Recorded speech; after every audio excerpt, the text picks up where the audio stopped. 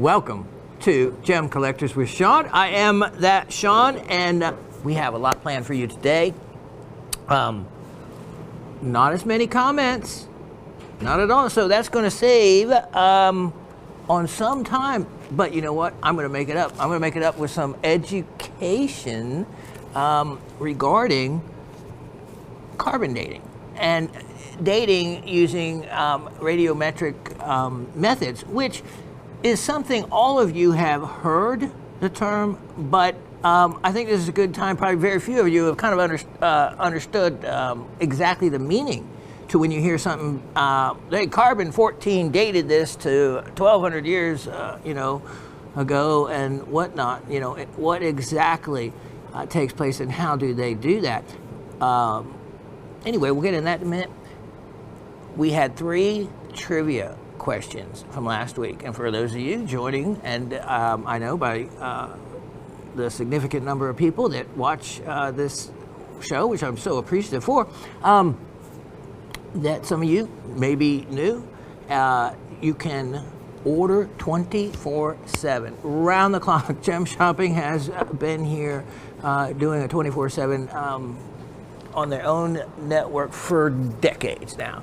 And so also you can access this show either from going to the homepage, going down to the Learning Center at gemshopping.com, or you can just go to YouTube and type in Gem Collectors with Shawn and take you straight to it.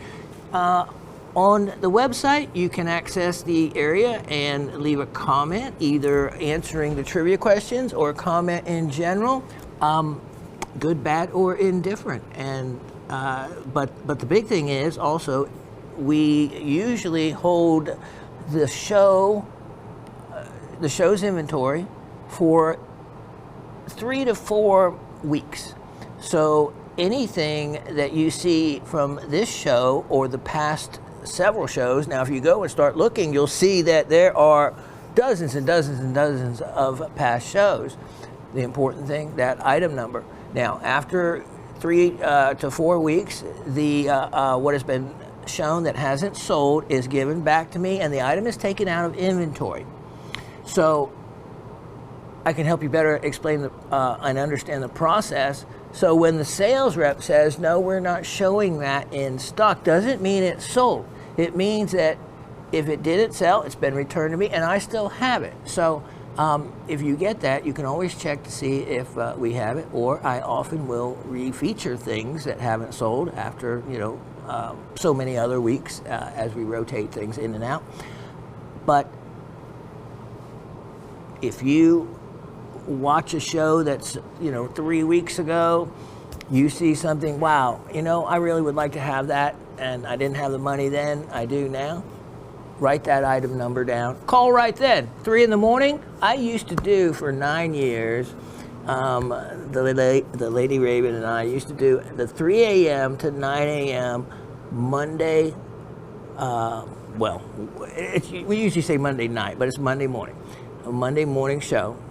What's considered the first show starting the week, it would be the overnight show, which on Monday was traditionally the worst time slot for sales. Well, when I came on, I was the new guy. When I was able to get my own show here after hosting for a number of years with another vendor, I went for it, and the network at the time, owned by the founder, liked my presentations and the numbers came out well. So I got my own show, and that started the 9 years of taking the Monday morning slot from, X number of dollars to a lot more. And then because of all of you loyal, wonderful friends that have been with me for so long, because they deemed that I was the only host that could actually carry his own show, they gave me what they wanted to start off with into the e-world, I guess, or into the social media world of sales. Started me off with this YouTube channel. And so here I am, 6 years later. 6 years later, still doing this show, having a lot of fun. I have a lot of control over the show, put it that way. And there's no pressure for sales, or, as you know, I can sell things for $9, you know, and I do. And that's just is refreshing. But we also have high-end stuff. You never know what you're going to see here, but what we will see is Mother Earth, the earth sciences from the ground up, starting even with fossils going back to 400 million years ago, and all the way to beautiful, rare, and exotic gemstones of high-end value, of every different value in between. And it's a lot of fun. It's a lot of fun. I get to still really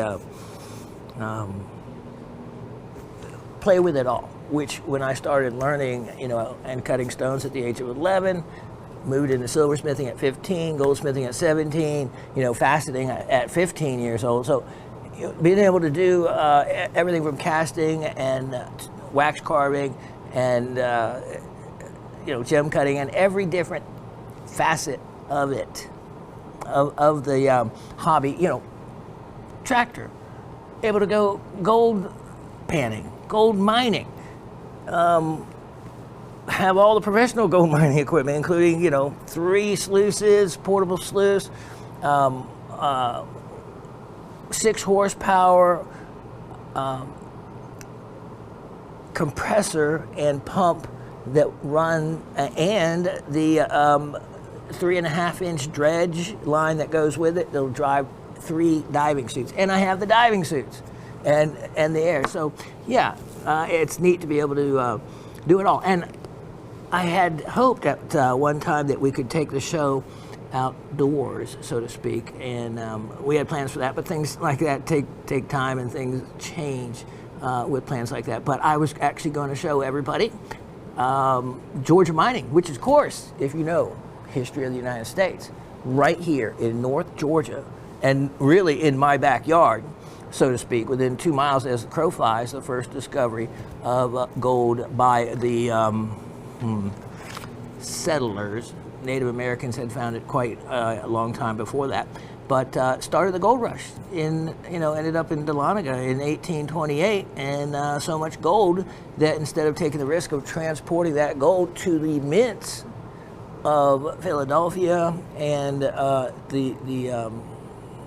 thinking one other mint was open at the time. You know, later they opened the Denver Mint, but not sure exactly when, but certainly not by 1828. So within a couple of years, instead of taking a chance of transporting all that gold overland, which how else were they going to do it then, they opened up the mint in Dahlonega. And if you have any of the little coins stamped with the original Dahlonega mint, they're worth a lot of money. Those coins are worth a lot of money. And the other thing you could be pretty much assured was those coins were also made with Georgia gold. So there's just a lot of history to the gold, and I had to absorb myself in that and learn all of that, and I wanted to be able to, and I know so many different mines, and one of my I call it a hobby, it's not a profession, I don't get paid for it, but I'm the guy you call if there is an unknown hole in your backyard. And if you want to know what it is and who is willing to crawl in it, I should put together a montage of some pictures of exactly some of these holes in the ground that I have crawled into. Yeah, I'm willing to go down. See, because you think, well, you know, it could be this, it could be that, because it can be several different things. And one of the things is a outhouse, absolutely. And people dug outhouses, and then they also, outhouses became, for a lot of things, a waste depository for where you might throw a glass bottle, or you know, you didn't, you know, you wouldn't put all of your regular trash in there, but they ended up, of course, in the soil. You remember, it doesn't quite become a coprolite, but it certainly makes it in the soil, and it's not like you think when you dig or in an old outhouse hole, and there is, it just looks like soil. It all blends together. It's nothing like what you would think. But the ground is usually soft, and it is easy to find even unbroken medicine bottles and all kinds of neat antique items. So you have that option. The other thing, a well is probably the number 2 thing that it would be. And wells can be, of any kind of depth in a lot of cases, and width. And then, of course, the third one would be, especially in the Gold Belt and in this area, mine shafts. And I know a guy had a hole in his backyard, and he just didn't even think. He didn't want it. It's dangerous. He filled it all in, filled this serious hole all in. And then when he realized, and people told him and asked him, "Oh, was that a gold mine you had there?" And then he started doing some research and realized that must be a gold mine. And then he started the mission of digging it out. And last I saw, he was still digging it out. But the last one I went down into, it was an exciting one, a big round hole straight down into the ground. And what I had discovered when I went down in it was it actually teed off into 2 adits. That went, so especially it's a mine shaft when you have shafts going off to the side. So a lot of exciting things can happen when you allow yourself to be willing to go down in those holes. So I happily always go in them just for the history of it all, and to see, and I mark them on my map, and there definitely is a pattern as to where they are. So anyway, let's go through the questions to the trivia, then we'll cover the comments. So we had 3. I gave out 3 questions based on last week's show, and the question number 1 was sphalerite. Okay, sphalerite's name was derived from the Greek word sphaleros, meaning treacherous. Why was it considered that? Why was it considered treacherous?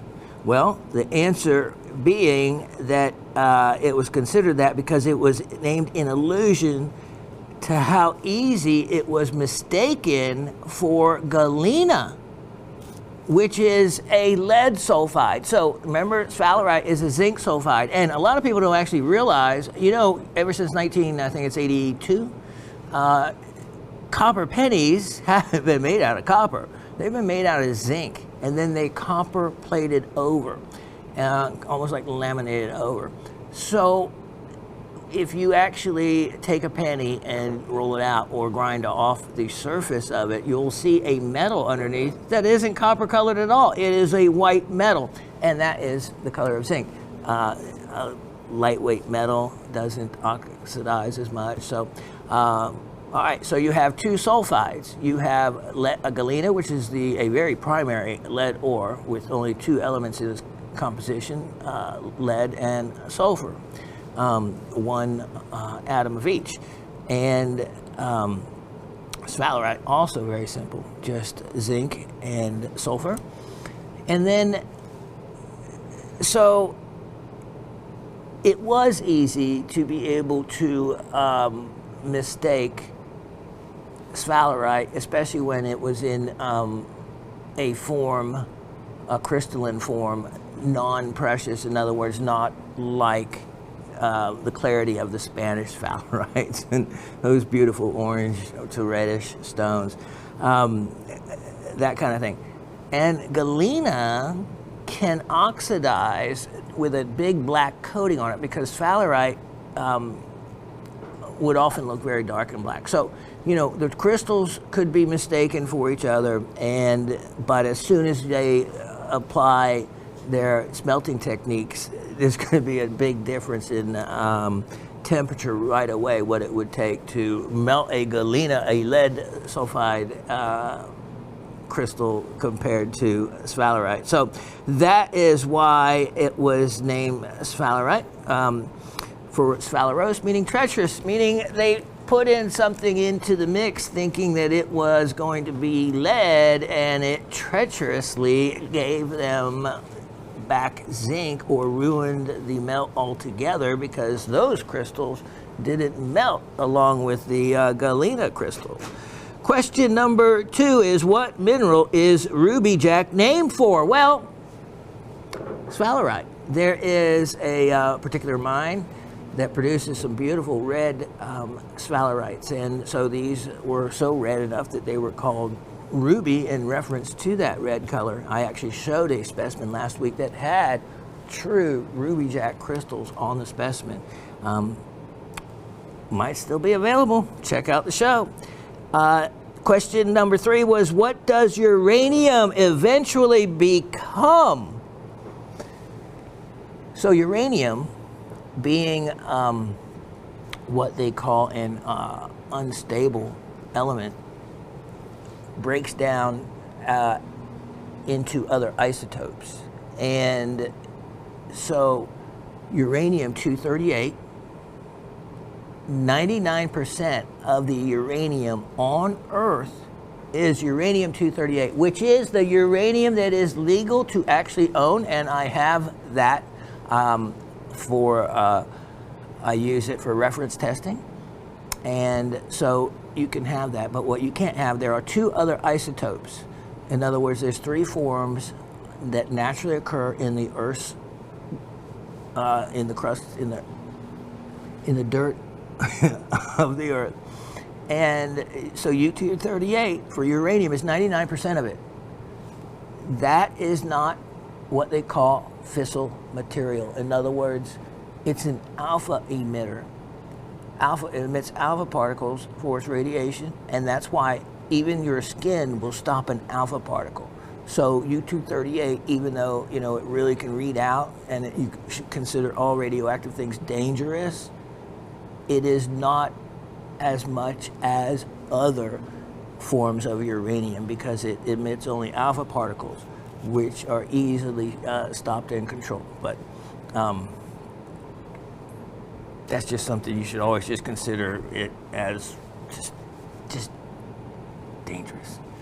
The fissile material in uranium that you hear about being made and look for to be enriched is uranium-235, and that is in the Earth's crust, but takes up only about 0.7%. Only 0.7% of uranium is that type. And then the third one that is found is a U-234, and it's fissile as well. In other words, it's the kind that they look for that will cause a nuclear fission reaction, and that is only 0.005% of the amount of uranium found on the Earth. All right, now, so you have those things covered. This, what uranium, as it keeps being unstable, will eventually, as one of the questions was, becomes lead. But some of the other elements it actually becomes that are unstable, okay, they're unstable, so that's why they keep changing as their half-life depletes. Now, this is all going to make sense in a minute. Some of those elements, and remember last week I mentioned that how many different ones there were, that different isotopes they call it, that they go through. Well, thorium is one of them. Radon, you've heard about radon. That is one of them. Radium is a what they call a daughter of U-238. It is, there's so much like polonium. As I think of these, there's, like I said, quite a few. Eventually ending with lead, which is stable. So when you have radioactive elements, they are unstable and will keep, each one has a different half-life, and will keep, a half-life is how long does it take for that particular element to become something else. And so they talk about it in terms of half of its life. So in other words, here's the interesting thing, and where radiometric dating is important across the entire globe, and the discovery of the ability to do that was started when they discovered carbon-14 as an element that existed, and then they, but it was unstable. Unstable meaning it had a different number of neutrons and a different number of protons in its nucleus. Okay, so when those numbers aren't equal, it's unstable. Carbon-14 in the earth is in everything. It's in our bodies, it is in plants, it is in animals. And the problem, it is a wonderful, wonderful element to use for radiometric dating. Carbon-14 has a half-life of only 5,730 years. So, meaning you can only date something using carbon-14 of an item no older than its half-life. Now, an animal will take in carbon-14 throughout its entire life, through the air, through plants absorbing, through the ground, through rain. It's just in the environment. But again, it's one of those that is at a extremely low number. The number is such that a carbon-14 atom is 1 in 10 to the 12th power. Now, if you remember that in your math, I don't know what the number is, but it's a really, really, really big number. And so, in other words, there's carbon-12 that is the one, that is 99%. So if you go coal mining, if you go have a mineral that has carbon in it, it is going to be carbon-12. Makes up 99% of all the carbon. 1% is carbon-13, which, okay, well, where's the other percent? You just had 99, you had 1, makes up 100%. Right, that's correct, because the number of how little carbon-14, the unstable carbon isotope is in the Earth's crust, is that rare, is that hard to find, but it's there, and it's in all of us. And it is upon our ceasing to exist that our intake is stopped, and at that point, the half-life of the carbon-14 in us, the clock starts ticking, and that's why by measuring the amount of carbon-14 left from its half-life, in other words, measuring how much is carbon-13 and carbon-12, or actually what carbon-14 becomes is nitrogen-14. So it actually, once it's the unstable nature of it and its half-life is used up, half of the material will have been converted to nitrogen-14, which is a stable isotope. And that is how they measure and are able to date and age using carbon-14, provided the age is not longer than an item's half-life, than the element's half-life. So being around 5,700 years regarding carbon-14. Now, this goes back now, since that was easier to explain, to the radiometric dating that they use for items older.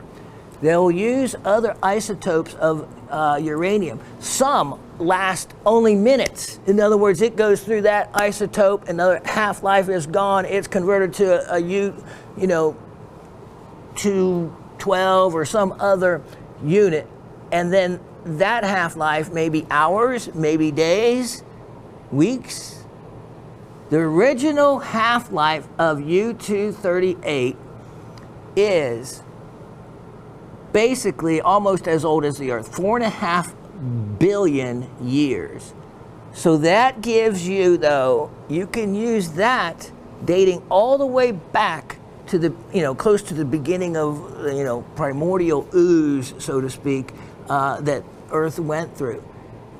They have other ones, though, that don't quite go back so far. They find one that goes back more to just beyond the era of what they think something is. And there is a lot of other different isotopes that have different half-lives that they can use to be able to measure the age of something, and that is how accurately it can be done. It's called radiometric age dating, and they use the half-life of particular isotopes of unstable elements.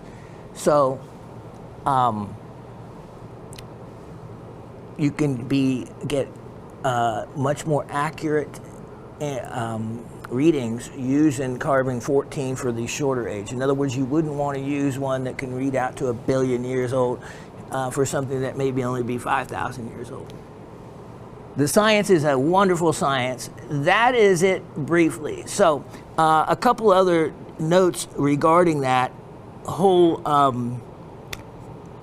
thing about stable and unstable elements is what exactly you probably want to know is the difference between fission and fusion. What is happening here? Well, of course, you know about nuclear particles. So U-238 is not a fissionable isotope of uranium, but it's the most common one. But under bombardment from radioactive uranium, it will become an unstable element called plutonium, which you all know, and a particular isotope of plutonium, plutonium Nu-239. So what happens in fissile or fission material is a neutron will hit the nucleus of a bigger element, and it splits it. When it splits it into two, lighter other elements. And when that happens, that causes those to send out more neutrons from their base. And this all happens in a split second in an atomic reaction like a nuclear explosion. And plutonium is a much more fissible or more fissionable radioactive element, and that's why they enrich uranium. And so when you hear about this enrichment of uranium, they're enriching it to a more unstable version of it. And so they are making plutonium out of uranium in nuclear reactors as a byproduct for future use. And so that's fission. Fusion is the opposite. Fusion is where instead of splitting them, you put them together. So you are, the sun is powered by fusion, and using hydrogen is usually what is used. And that's why they're trying to always develop a fusion reaction, because there's hydrogen everywhere. It would be a cheap source of energy that would start the whole reaction. But they're a long way to go still from doing that. And but that's what a nuclear reaction is the splitting of other bigger elements into smaller, lighter ones, and it changes what they become. So that should give you a good going over, because Miss Gabby said, "Greetings, gang. Have been dodging water spouts, tornadoes, flash floods here in the Panhandle this week. Yikes. Always something crazy with the weather these days. I always learn during your shows, but I'm going to have to go back and re-listen to the carbon dating portion. I hate to admit it, but I got a little glazed over trying to follow." Well, that is definitely one, and this, what I just announced to you, something that you need to listen to a couple of times over. Absolutely well worth it, because moving forward, you're just going to hear more and more about nuclear reactions. Good, bad, or indifferent, you're going to hear about them. They're going to be part still of the future. And if we're ever going to get and leave our little solar system here, it's not going to be done with very dangerous rocket fuel that runs out. It's going to have to be some type of situation powered like nuclear. Aircraft carriers now are powered. Subs have nuclear reactors on them. You know, it can work when it's all done correctly, but when it goes bad, it can go really, really bad, really quickly. So it's something that you just need to know. It's part of everything, but you don't need to know all the finer aspects. You just need to know the basic principle. More importantly, though, the part regarding radiometric age dating is about fossils, and it's about how it's done. And now, if you didn't know before, you do, and hopefully it made some sense. So Miss Gabby goes on to say, picked up a couple of sparklers last week. I don't think she means the fireworks kind. The malachite, wow, and the boot-shaped coral pieces look great under lights. I have other malachite pieces in my collection, including a few from you, but nothing with actual crystals. Very happy. If you missed that malachite specimen, I think it was a couple shows ago, you won't have seen one. You will not have seen another one like this one. It's crystals of malachite and very visible. You don't need to look at them with a loupe to see them. It's a neat show of sparkly green things that's well worth looking that up if you have not seen. And I don't mean fibrous malachite. I mean individual crystalline malachite. Quite the piece. Miss Gabby says, stay safe and well, friends. Cindy in South Central Pennsylvania. Hello, Rock family. And in the biggest letters I've ever seen her write, and she can write some big ones, she goes, Shawn, that was a wonderful show. I just love all the info on extinction level events and carbon dating. All right, then. Another one that got something out of the carbon dating, and that's awesome. Extinction level events, yeah, something we all need to face. The dinosaurs did. They faced it bravely, and they all died. So that's just part of the dangers of living on this earth. The house is done. Yes, referring to mine. Yes, it's everything's there. We just have a whole lot of boxes that were packed up that need unpacking. But we have the washer and dryer back. Once you have that, you have everything. Once you have a happy Lady Raven, it gets better. Woohoo! So glad for you too. I like the new spots on Gem Shopping posted this week on YouTube, profiling the bench workers behind the scenes. Yes, if you've never seen them or want to know more about the goldsmiths, there you go. They have an awesome shop, and it's the shop that I got to use when filming part of the 30 segments of the How It's Done series, which you can access by going to the Learning Center on Gem Shopping Network's homepage, and you will, learn so much that I really want to almost give a certificate to someone who's actually completed the course, so to speak, and watched every episode because of the amount of knowledge you could get from it.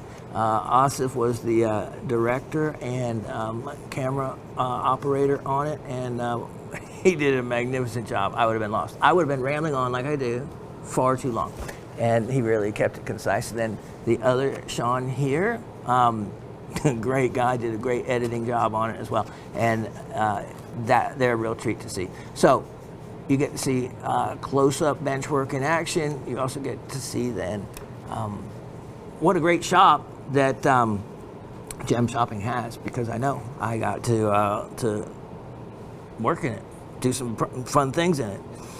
Okay, so Cindy on the trivia says treacherous, meaning the miners expected lead but got zinc instead. Sphalerite, correct, and lead on the third one. Can't wait for the next week. Have a good one, everyone. Cindy in South Central Pennsylvania. And her favorite item of the week, the Spencer Idaho Opal. Cindy, I think that was the correct choice for the great item of the show. Even though there were a lot of good ones. That malachite piece, that was the week before. I was just thinking of some other goodies. Yeah, that was a good item. Miss Barbara sent me, and if I could show it to you all, I would, a picture of where someone found Pozzotai. And you want to know how strange something is? You know how I quiz poor Lady Raven all the time. She can never get a straight answer, especially about a mineral specimen. I just don't tell her the answer. I make her learn the answer, so to speak. And honest to goodness, I just got this comment today, but just yesterday, for the first time ever, we were talking about Pozzotai, which is the manganese-bearing variety of beryl, and that can be a hot pinkish kind of color, pink to a pinkish red type of color. Not red beryl, total, but this is has a different chemical makeup.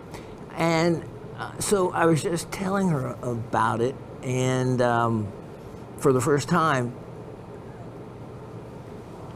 and here Miss Barbara sends me this amazing article where this, let me see if I can't paraphrase this. This guy was in, this mineral dealer was in Madagascar, and he was where there were some smoky quartz crystals that weren't in great shape. They were chipped along the edges and all, and often they were just set off to the side. So he actually took one, and he took a hammer to it and cracked it or struck it for unknown purposes, it didn't say. But all of a sudden, water came out. There was an anhydro in it, but the water, which would have been cool to have tested or whatever just to have, water that was millions of years old potentially, but it went to the ground, the article said. But what was inside the cavity where the water was, and it's just hard to imagine because of the geology of it, was this amazing Pozzotai crystal. And wow, how did that happen, So that was really neat and cool. So she said, "This is the best anhydro story I've seen to date. Seeing as how much you like anhydro so much, I thought I'd share it with you." Thank you. And that is now the neatest anhydro story that I have ever heard. Then Miss Barbara, she goes on to say, "Hi, Professor Raven, GSN crew, and the whole rock family. Pirate Pete, not in your nature, forgetful Freddy? Perhaps." Okay, so everybody, what this was in reference to was years and years ago, you heard me reference that before I did for 9 years, the 3 a.m. to 9 a.m. show, I was with another vendor as just the host and co-host. So the other, I remember on Halloween, we would dress up. And remember, this was a 3 a.m. to 9 a.m. show, so we could, do a little bit more maybe then than you might normally during the day. So we really, one year, got really into the outfit, so to speak, and I was Gemstone Jim. I remember the name of myself, but I can't remember the name of the other host, what name he went by. So I see Miss Barbara does remember Pirate Pete. I am going to believe your memory and your word. That's when you were Pirates of the Caribbean? Yeah, I guess. But that was back, when I dressed up. I couldn't remember his name he went by. Was it Pirate Pete? Do you? Yeah, it doesn't somehow sound familiar, but. Pirates of the Caribbean. I remember jumping on the air and. Yes, that's he was right. He was Jack. Sparrow. I think he was going by Jack Sparrow in some way. So, but Forgetful Freddy, yes, I could be becoming that indeed. Still nodding and laughing at Osif City Treasure. Crackite. If you guys want a great laugh, watch last week's show. You're gonna love it. Osif was on the ball there with that one. That jade dragon was reaching out for the flaming pearl of wisdom, as do all dragons from China. Yes, when you see the dragon put its hand on the, it's a pearl. It has and is described differently from some other cultures as to exactly what that is. But Miss Barbara would be right about the flaming pearl of wisdom. Regarding your radiation issue, store that stuff wrong and your issue will be you won't produce any issue, that is. No, there won't be any issues that way. But again, it's all about what kind of, and I'm not going to get into that, alpha, beta, gamma, what kind of radiation is emitted from a particular item. Alpha, of course, being stopped very easily. But if that's just something you don't think about or want to know, you just want to think that anything with a radioactive signature of a really strong one is something to be greatly respected, as do all the you get all the warnings. So there's no one that suggests that you put it in your mouth to chew on it to when you need a pebble. You use a pebble of quartz or something like that. But it's an amazing aspect of our world is a mineral. An unstable mineral that contains unstable elements that have changed the globe by way of discovery of this nuclear fission and leading to a nuclear potential destruction of the world, of the earth. So it's something that many people want to stick their head in the sands about. I only look at it, I don't want to think about the other because I don't have control of that, but I want to know about the minerals part of it. The aspect that because of something that has a radioactive signature means that it can be beautifully fluorescent. Those kind of fun things about it. And so anyway, oh, yeah. That's what we were talking about, the pozzotaite. Let me mention that again.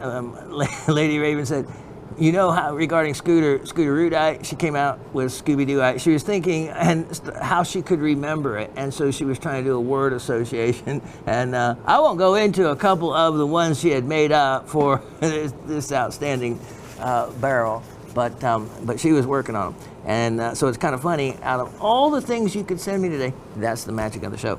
Let's see. As to the trivia, they wanted lead ore and got this zinky sphalerite stuff they didn't know what to do with.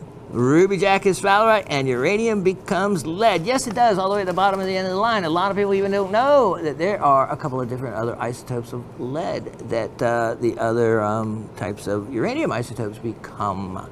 But that's it for another story. The first radioactive decay used, so she was going to mention what I had just talked about. First radioactive decay used for dating that I was aware of was Time Life Science book when I was in junior high. It was carbon-14 on living material like trees, followed by potassium argon used on sedimentary rocks. Science is so cool. Be well armed, Miss Barbara from Brooklyn. You're absolutely right. And so they didn't even know of carbon-14 as a isotope of carbon until 1940. But by 1949, it was figured out that they could use it for radiometric, well, they didn't use that term then, but use it for dating organic items that from the past.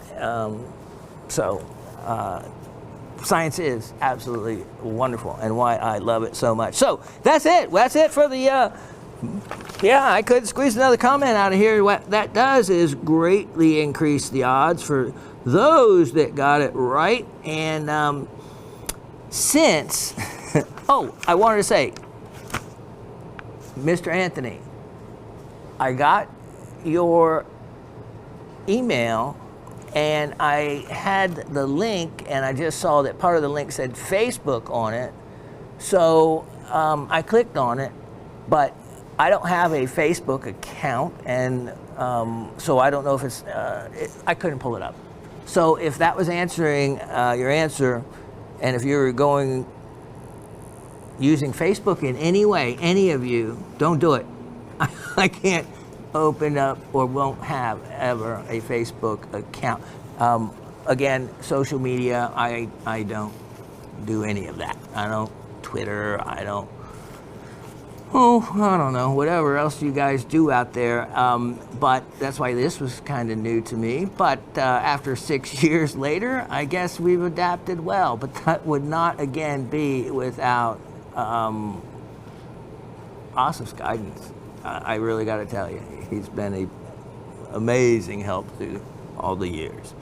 Okay, well, it looks like we had, when you only have two people, I almost don't want to give the answer and do that, but that wouldn't be fair, would it? Because part of the whole thing is it just increases the odds, and that's the way the cookie crumbles for those that get lucky enough to answer every week to get in one of those weeks when you only have between one and two people. In this week, the magic number came up as Miss Barbara in Brooklyn. Miss Barbara in Brooklyn, let's show you behind door number 1 what you have won. And look at this. It may not be something you wear or not wear, but I bet you know someone that would if you don't. Look at this. So, look, double-sided carved. This is, I don't know, macrame or something, but I love these carved jadeite beads and the way they were done. So they're going to hold in place really well. You also have 2 additional ones in the back. And what they do, this makes it adjustable. Adjustable, actually, since I really can't see much going on there. Let me do that, and I am sure the guys appreciate that.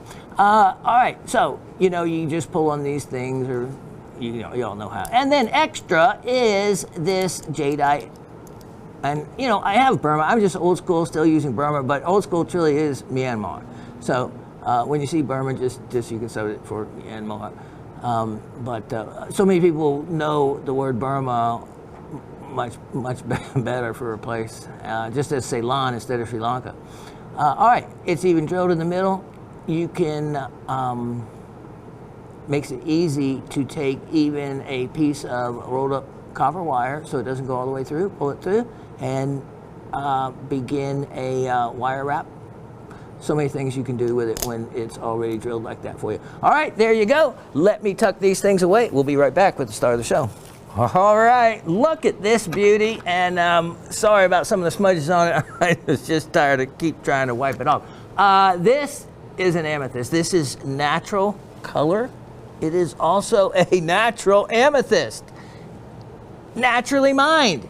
And I say all that because the market is flooded with lab-grown amethyst. So much so that GIA has pretty much just given up and on foregoing the.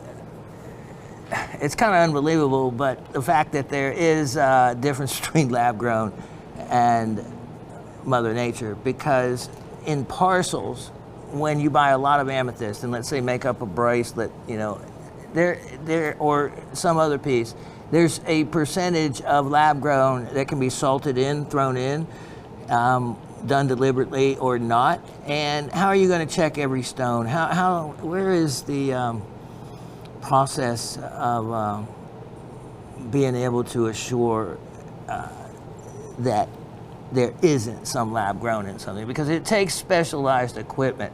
Now, here's the thing I look for. What used to be something maybe you didn't want anymore, in amethyst, there is something that you do want, and that is something that tells you it's real. All right, so let me show you from above. Here's this nice large emerald cut. Let me get this wiped down a little more.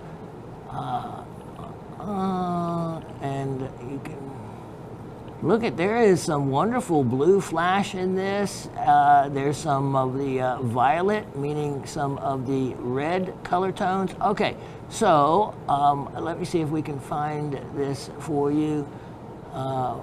Flip this around and let me see.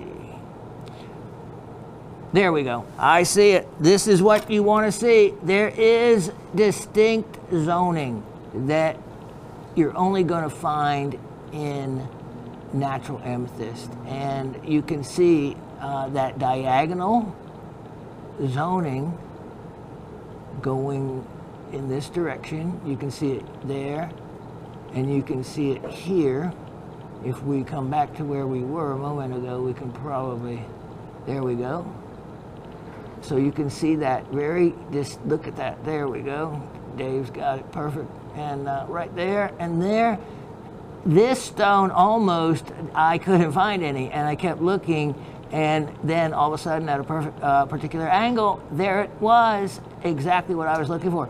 And in almost any stone, there's no internal inclusions that I saw in this otherwise. So it's a really, really clean stone, and I was actually happy to see that zoning. I have GIA certified amethyst for lab grown, and I've been promising you a educational segment on amethyst, and we'll get to that one of these days when I get a chance. But you can see, nice, large, beautiful stone. Price I'm going to give you on this is going to make poor Harry have a fit, because I know he cuts and sells amethyst for the appropriate market value. The price I'm going to give you on this does not even come close to representing what the real market value is to it.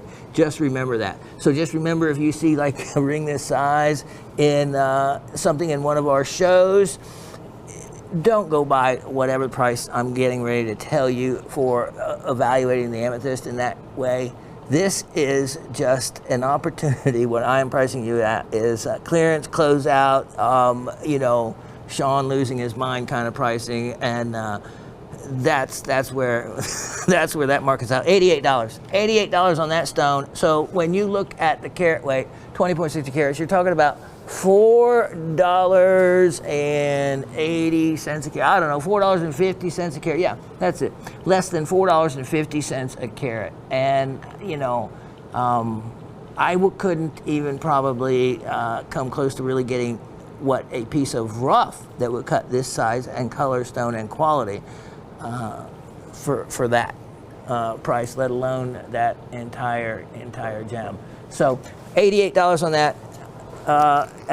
Yeah, all it needs to be said. Here, take advantage of this. This is 111-8523. 111-8523. So let me see. I guess I'll empty these out real quick here. Let me just put them here, so save a little time. And what I'm getting ready to show you is your chance at some amethyst to go with it. Look at these gems. Now here is definitely some more sparklers, and the nice thing is these are all matched. They're matched for the cut, for the size, for the color. So let's put that big one in there just to see and compare where it kind of falls amongst the others. So that gives you a relative color. Wow, that big stone, nice stone, nice deep color. These ovals are really well cut. They're of fantastic color in their own right, but again, everything being relative to something else.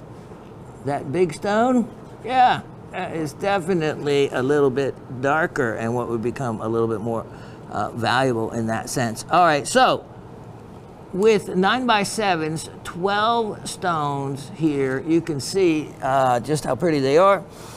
Yeah,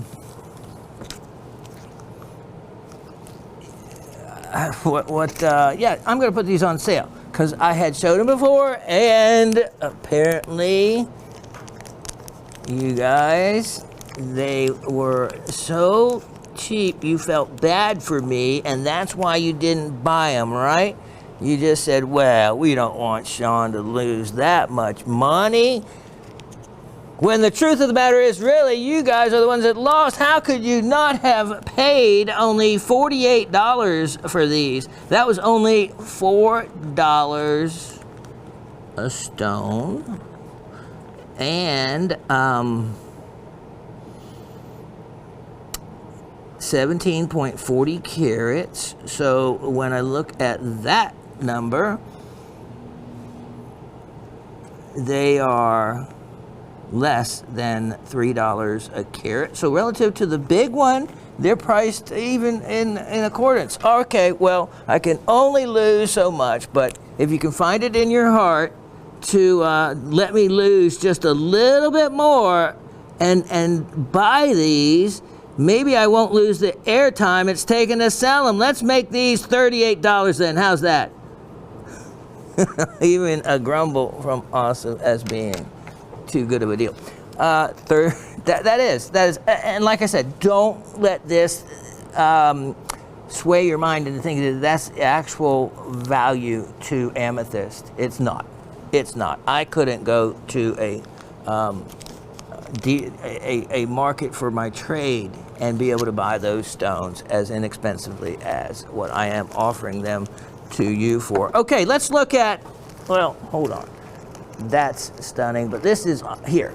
This is something that is actually kind of crazy. 111 8623. 111 8623. Now, I hope, even though this was the May special, I hope that I didn't show these before, because if I did and no one bought them for the price, I'm trying to get the bag open here, for the price that I have on here, and for what I sold them for, it's kind of shocking. I'm just going to put those color, because I love color. Color is so beautiful. All right, look at this, the May special. Look at these emeralds, all right? And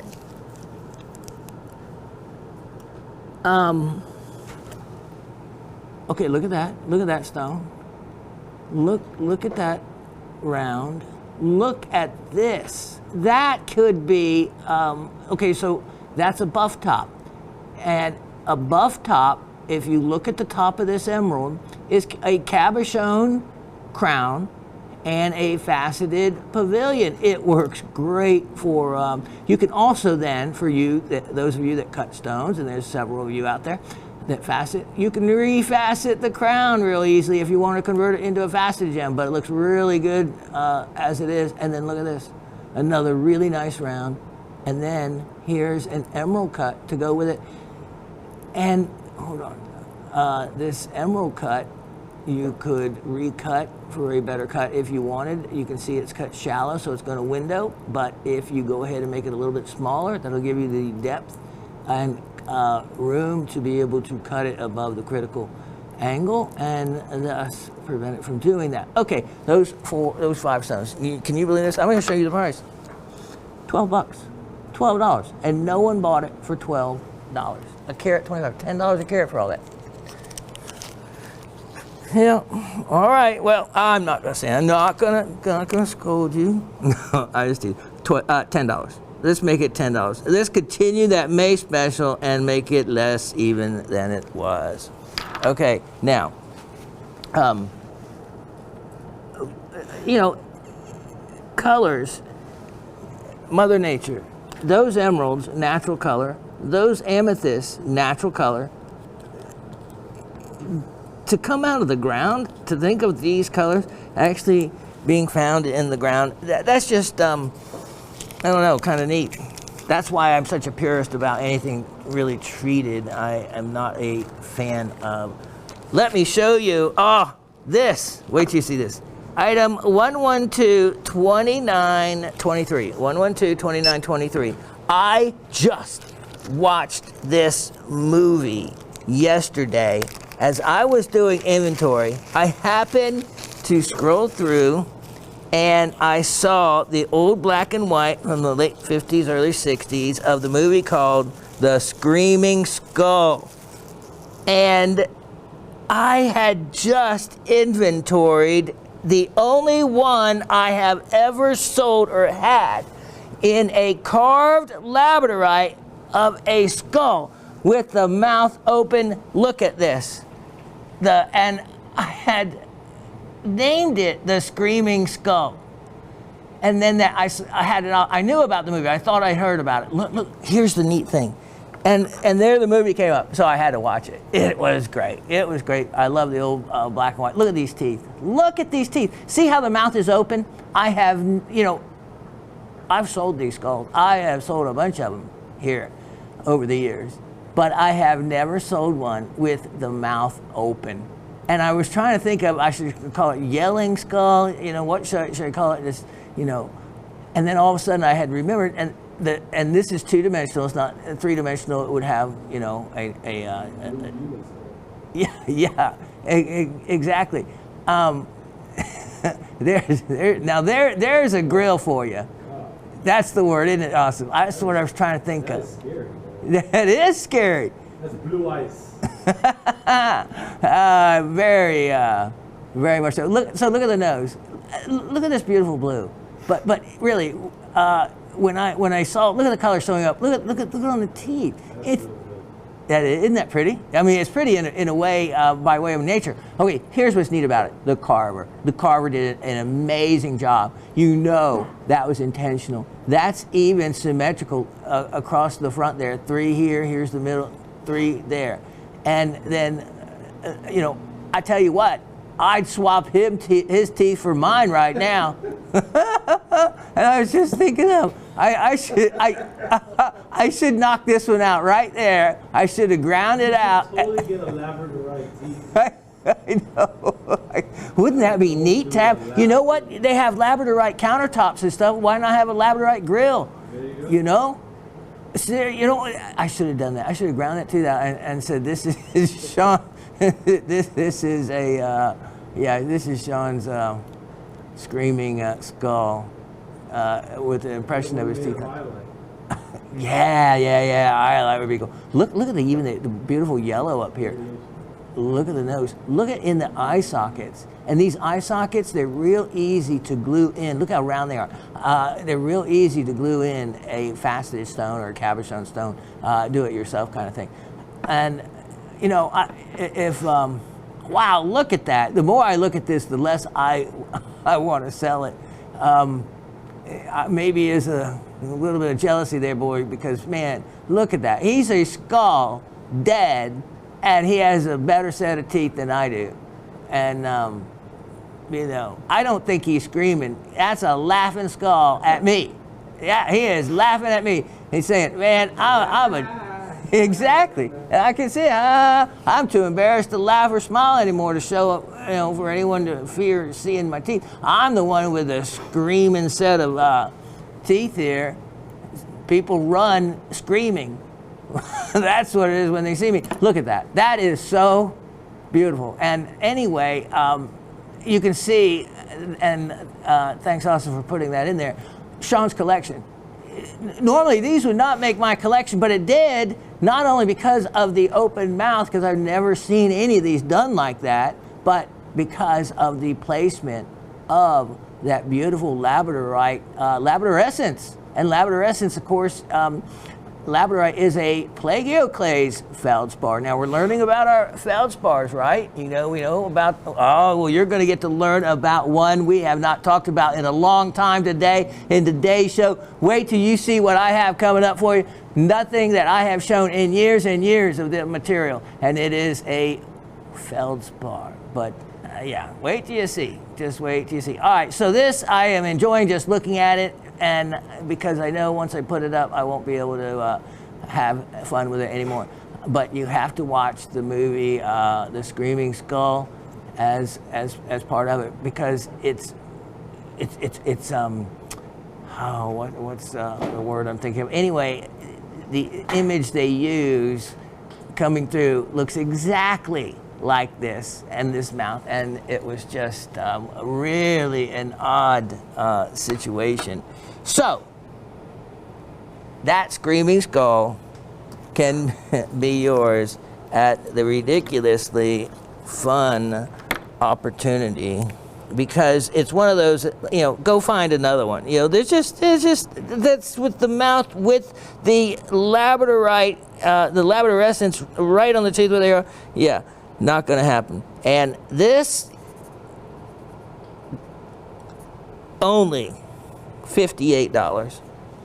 Only $58, and that is one that one for the books and the memory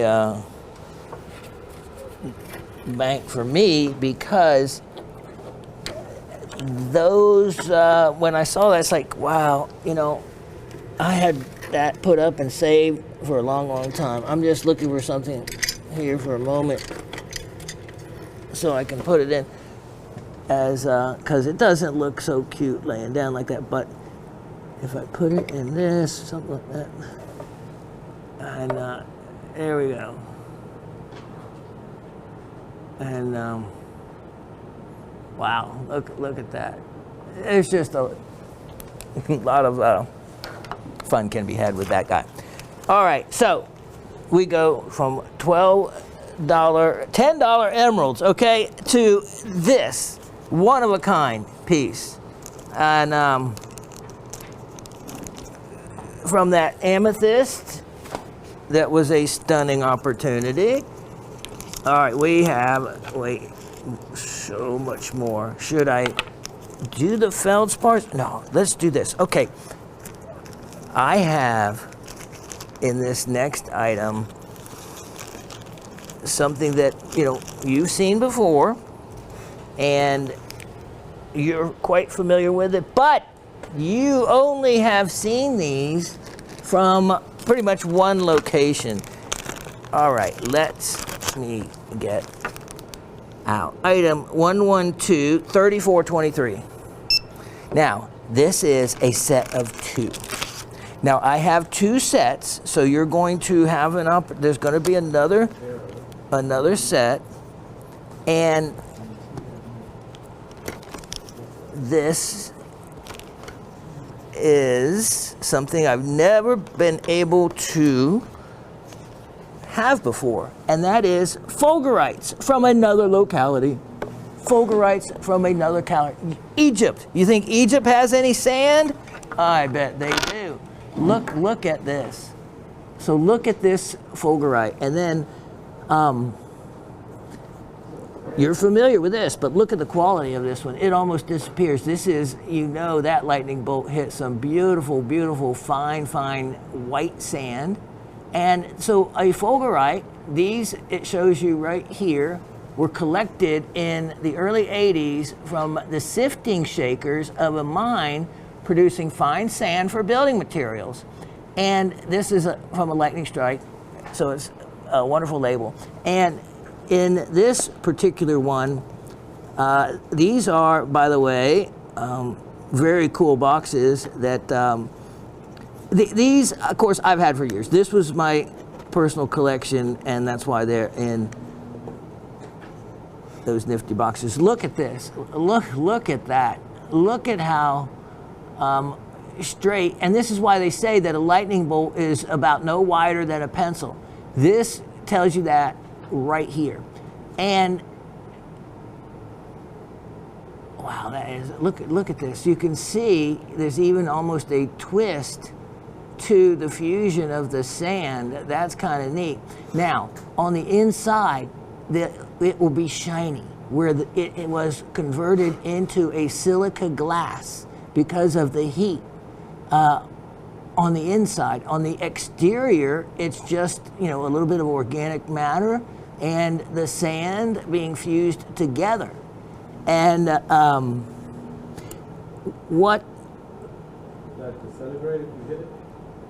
Yes, if you hit this, it would break apart quite readily. But this is one of the longer ones with just a really nice straight opening in it.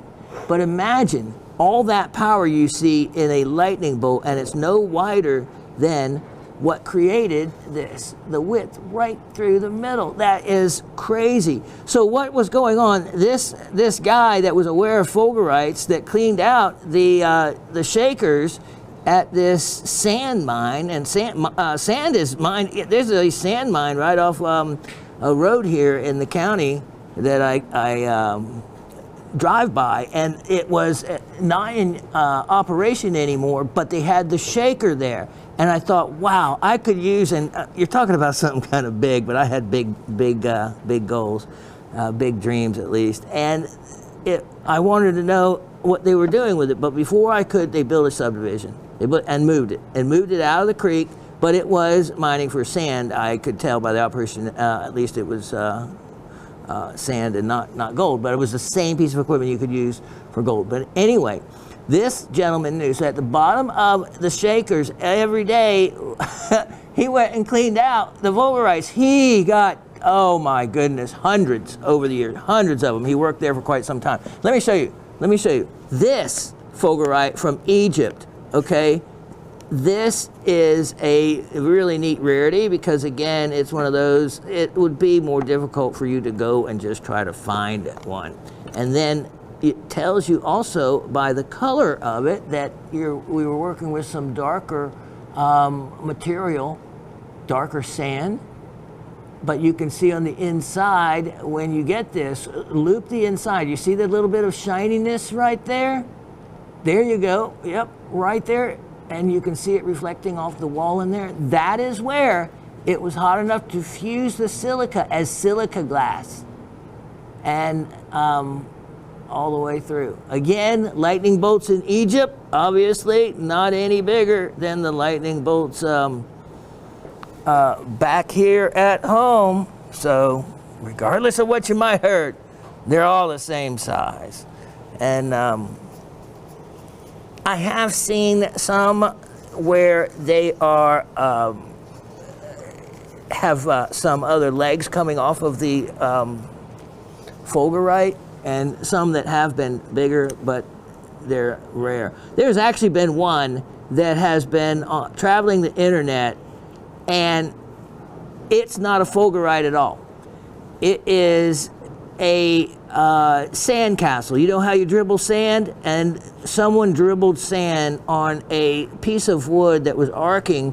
I could see the whole, I could tell, and you know, I used to live in Florida and live on the beach, so it seemed so often, was on there, and made sandcastles as a kid. I could tell now exactly what they were, but it's traveling internet as this massive fulgurite, and it's like, golly, can't anyone just tell that that's just a sandcastle? But people would rather believe it's something big and amazing instead of what it actually is. Okay, so for this set, now, I took those out to show you. I actually have 2 sets, but they have different item numbers, so let me give you those in a minute. All right, so let me tell you, for both of these, but you have to buy them together, but you get both, only $44. $44. And now, the item number on this other set is item 112-3523.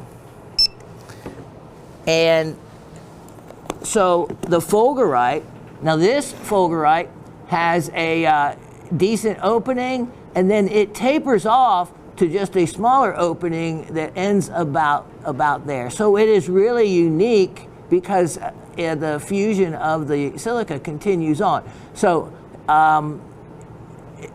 this one almost looks like a little, like a snail or a slug, maybe a slug. I don't know, but very unique, and that's what makes them all really nice and fun, is no two are alike, just like opals. Look at this one. This is the Egyptian one. Yep, so the 2 from Egypt as well. And this is pretty cool because you can see the fused interior a lot easier. But both are a great opportunity. Same price, $44. And it's one of those things that would make an amazing gift to a collector. Even advanced collectors often won't have a fulgurite. They don't think about it, but they are absolutely should have one as part of any mineral collection because they're such an oddity, and new ones can be created any given day.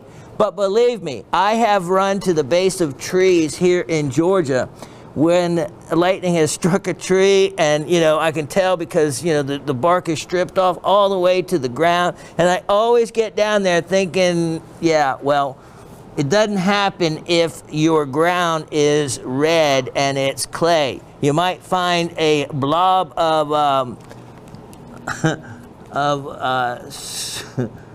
well, clay that has been hardened by Mother Nature. And I've actually done that. I've actually taken our Georgia red clay, molded it into a crude little bowl, and taken it directly and put it in my gold kiln, my burnout oven, and harden it.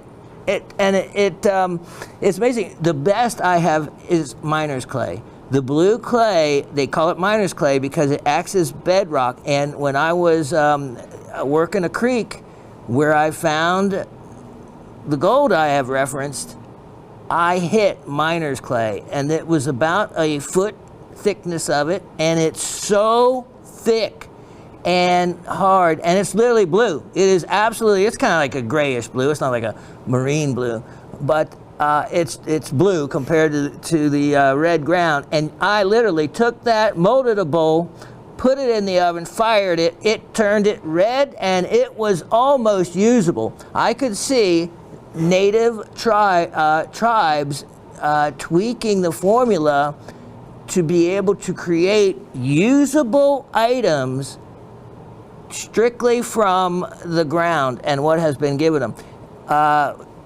And by the way, that miner's clay, it takes some work to break it up, to run it through a sluice, but it absolutely stopped the gold. I can tell you that that is true. It acts like bedrock. Okay, now, so just a little story there on not going to be founding, you know, your fulgurites, they have to hit sand. Lightning bolt has to hit sand. And with that is when you get the formation of a fulgurite. Not when it hits Georgia red clay. Okay, let me show you. I have something here that this goes back a little ways, and I had decided, I think, to keep it for myself a little longer. Well, let's see if anybody wants it around this time. It is, you'll probably have to do this one, Asif. I will give it a new number, 682-917, 682-917. See if you even have this oldie but goodie. Okay. Take a look at what I uncovered that no one bought. Well, and I think I pulled it from market because I chose not to sell it. So let me see if all the things are still here. We have a belemnite, clamshell. Anyway, yeah. Here is a parcel, and let me show you something that is amazing, because this is the combination of a fossil and a gemstone in one. And to think back that this was a living creature 100 million years ago. All right, so let me take these away. I'll put those there to deal with when later. All right, here we go. Here's everything in this parcel. All right, let's take a look at this. Now, what you see, look at that. You know, if you've ever eaten clams or seen a clamshell, how it has those growth rings, those ridges on the exterior. Well, this obviously has been opalized. Look at that. And that's where also you can cut some beautiful gems from opalized pieces, or you have that difficult decision to keep it as a fossil. Look at that curvature on the inside. And then look at that. That would actually, with that fire band all the way across, that would, look at that, cut a really nice gem. It would cut a beautiful opal, but it's also a really nice piece of fossil. Huber-Petey, Australia. Look at this. Okay, a belemnite. Remember the other week we were talking about ammonites, the cephalopods, orthocerises, and baculite. I had that wonderful baculite. Well, a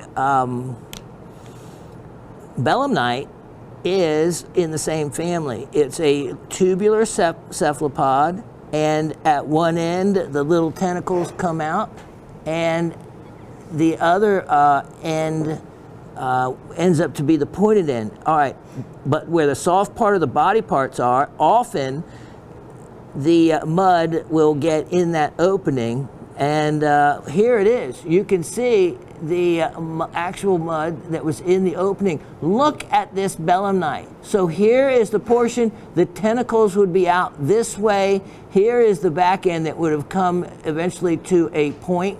Now, look at the fire and the color in this piece. This, you can see, has a little bit of darker nature to the piece, which is pretty cool. That adds a interest and value to the color, actually. So you can see the purple color and fire in this piece, and when you can still have the opening like that, that's desirable. So you have that. Now let me show you. Look at this piece. Look at this piece. This is a wonderful crystal opal. Most likely these belemnites really probably are from Lightning Ridge more than Cooper Pedy. Because of the color material, I think they are. But here is, look at that. Look at that. A wonderful example. And then look at this big shell. Look at this big shell. And it has been, you can see the two halves. Here's the middle of it where it has filled up, but you can see you have the pretty much both halves of the clamshell. And I am wondering if this is just straight opal or if there is any area that has a play of color. Very well might. Again, just get the angle right. So here's a collection of fossilized, opalized fossils. Opalized fossils. That's, again, not something easily or affordable wise to get your hands on too often. 4 pieces on this beauty, and I am going to make it an offer that you can't refuse. So we have 64.20 carats. Let's do this. Let's see if $48 sounds like it would work. I know that would work for me as far as being a stunning opportunity on something that is very rare indeed. Okay, now, I tell you what. I was just going to keep going like we did the other week, but there's a couple things here I want to organize, so I am going to put these other items away, and I'll be right back in a moment. All right. This is going to be a reveal. Oh, yeah. I hear the drum roll now. A diamond paper. I think I went through the lesson about opening these because if you ever have to do it in a show, you really need to know how. It's another one of those giveaways if you don't open a diamond paper or close it back up the right way. And believe me, there is a right and the wrong way. The wrong way will cause the paper to pop and the stones fly everywhere. Also, folding it back up will be a giveaway if you're a newbie. So there's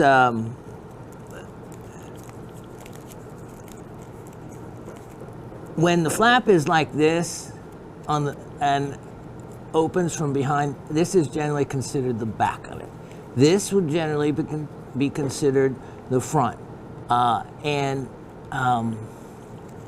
So oftentimes there'll be something written there and whatnot. So in opening them, you would go around here to the back, you take your finger, you open it like this, and then one side, and then the other. And this is where you be careful, because at this point, the paper can kind of pop, as you see, depending on how it's folded. That's where the stone is. I happen to know there's a big stone in here. It's not going to pop. It's just going to reveal itself. Look at this. Oh, yes. Rare size, rare shape. Look at that color. Now, I was not positive of origin. And so to be honest, I could have said this or that, but I just left it blank. Not exactly sure where. Look at that. A round peridot. 4.70 carats, 11 millimeters. And what a gem of a stone. That is big. The cut being a round cut, except for diamonds, rounds are not cut that often in any type of stone. I am going to include one of the suspension boxes with it, Yeah, throw in all the goodies. Let's look at this stone. Peridot is well known for having inclusions. And they're inclusions, though, that are useful in a lot of ways. All right. For one thing, they can tell you it's real. This stone is easily large enough that we talked about double refraction, how in peridot the birefringence is strong enough that you can see the doubling of the back facets. Or what you don't see is the ability to focus it into a real sharp focus often many times. This, and I don't know if we can, how close we can see, but this particular peridot has some really interesting little, awesome inclusions in it. And looking at those inclusions makes it even a lot more fun because there's actually another crystal in here that would be neat to see exactly what it possibly could be. Different inclusions can tell you the origin, so you can kind of go on a little hunt yourself and try to figure it out. Also, another thing that to look for in peridots for comparing like this, and let's say compared to if you're trying to figure out whether it's a peridot or maybe a tourmaline or something else, well, peridot will have these little, if it was amber, I'd call them spangles. Other people refer to them as, there's one right there. In this, there's a series of them. And those lily pads. They look like little lily pads, and it's neat because in this one, it's big enough stone, you can actually see one of the lily pads, actually several in a row when you look at this closer. But they're fun. It's not something that really is, peridot of this size is always going to have some type of inclusion. It's just kind of natural to, there it is. See that black inclusion right there? That's a crystal of another mineral. And I am real curious, but I didn't have time to be able to study it all the way. I got to leave something for you to do, right? And wow, this gem is just that. Look at that. It is a beautiful, beautiful stone. Now, held up against my ring so you can kind of see the difference in size and color. Here we go. Look at that. It kind of dwarfs the ruby. So, hardness of 6 to 6.5, and it is a stone that goes way back in time. It was actually some of the very old stones that were discovered in Egypt were they thought were mined off of an island in the Red Sea, and they have a long history. But this is one a keeper, and because of its size and its shape, what it would take to find another piece of rough to cut it this big would be quite the effort. So a great opportunity if you want to pick up a real gem for the collection at a price a fraction of what this material would be going for. Yeah, so this at 4.70 carats, I am going to well, it's a opportunity here. $98. only $98. So that's only $20 a carat. $20 a carat. Peridot like this, if someone said, if I was, in the other, at the other end of a jewelry counter on the side, and as a client, and someone was showing me peridot and said that, this stone would be 5 times that price. Would be $100 a carat. Would be $470. That wouldn't be a price that I would find outrageous. Not for a stone this big. Again, it's one of those things that you think about. Well, go find another one. Compare it to another one. And remember, you're trying to compare round for round, because cut makes a difference. You'll see a whole bunch of these in emerald cut. I don't know why.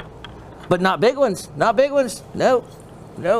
And the price just really rockets. So, rare size, rare cut, and only $98. Now, let's look at item number 112-2823. Now this one, it cannot be for everybody, or maybe just for you cutters out there, because it is a parcel of peridot. Let's just put it around this one for a moment and look at the color difference. Wow, look how well kind of matched some of the colors are, even to the larger one. But the larger one, let me see here. Yeah, the larger one has a definitely, now that I'm comparing them stone for stone, has a much better color green, less yellow in it. So, if I was to say these peridots, I don't know, that big one, definitely a different color. These other ones, they're kind of a limey green with yellow. I don't want to necessarily say it's of a Asian origin, as in China, but comparing to this big one, if that was the case, then this big one, well, could be Burma, could be Chinese. Even into that color range, you never even know. It could be Arizona, except I don't see many big Arizona stuff. I don't see many big peridots, period. So, yeah, that's one for someone to jump on. There's not going to be another one. All right, now these I put as a cutter's special. If we let's see, let me make sure I have that in. Yeah, if we could put up there for recutting, it's a recutting parcel, because I don't want them kicked out from quality control for having, and you can't even see them for the most part, but they're little nicks on just at the edge of the table for the most part. And Dave, if you can give us any other zooming in there, that would help, just so that even if I find one stone, that would explain. So this is how picky I got. So just at the edge of the table on some of these, they have tiny little nicks, and some areas on the crown. There we go. There we go. And with that, we still can't see them. That's how picky I was for all of you.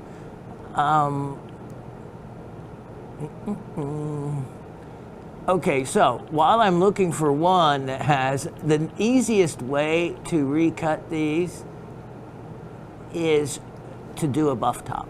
And I showed you that emerald earlier and mentioned buff top, and showed you so you would know, because I knew I had these and wanted to suggest that same cut for these. The quickest, easiest way is just to cabochon the crown. So just to cut the crown in a rounded, polished form. These stones would take only minutes to sand and polish, at soft as they are, hardness of 6.5 range. Something like that would polish really easily. See, I see a little one right there. There's actually a little nick right there. That would be it. But if you wanted just to polish the table on these and leave them faceted, that's all you'd have to do for the majority of them. Other than that, these are nice, clean stones without abrasions on the rest of them. And a great, again, deal, especially if you're a cutter. I'm offering these at a unheard of price. What was I? 7 stones, and that would be, oh my, let me see, did I have any notes on this? I don't, so I am going to 6.56. Let's go ahead and make these only $18. $18 for all of those peridot. And that would be at 7 stones, $18, $2.50. So cheap that, especially since some of them are still completely usable just as they are. I think got just overly picky. But better that way than any other way. So remember, peridot is a magnesium silicate. It is belongs to a family that runs into phaelite, which is an iron silicate, into forsterite. Another name for peridot that has been used in older times was chrysolite. Now, I want to see something because, all right, here we go. So, you see that iron pickup right there? That is because the color can stem from an iron content that is magnetic, and that's something tourmaline won't do. So if you're trying to, again, do a determination of what something is, the magnet can come in handy. But again, it has to be a neodymium. I want to try something. I hadn't actually tried this big stone, so let's see. Look at that. Look at that. That has a very strong magnetic response as well. So that definitely leaning into possibly, definitely has iron in it, obviously, but as a magnesium silicate, it can have that and be acceptable as part of its family genealogy, let's say. Okay, now let me show you, and let's get into something here that you're going to love. Let me just put this peridot away here, and while I'm doing this, I'm going to talk feldspar. You know, we've already talked about some different member families about feldspar. We know about clevelandite. That's the one you don't hear about, but you see it a lot. It is the bladed white feldspar. It's a type of albite, okay, in the family of albite. But the crystal system, when it's in that form, tells you that it's going to be a clevelandite. I said this morning about labradorite. Labradorite's a type of plagioclase. Also, there is many different feldspars that claim themselves to be the moonstone feldspar, but in actuality, many of the different feldspar family members have a adularescence, including adularia, which is another type of feldspar. So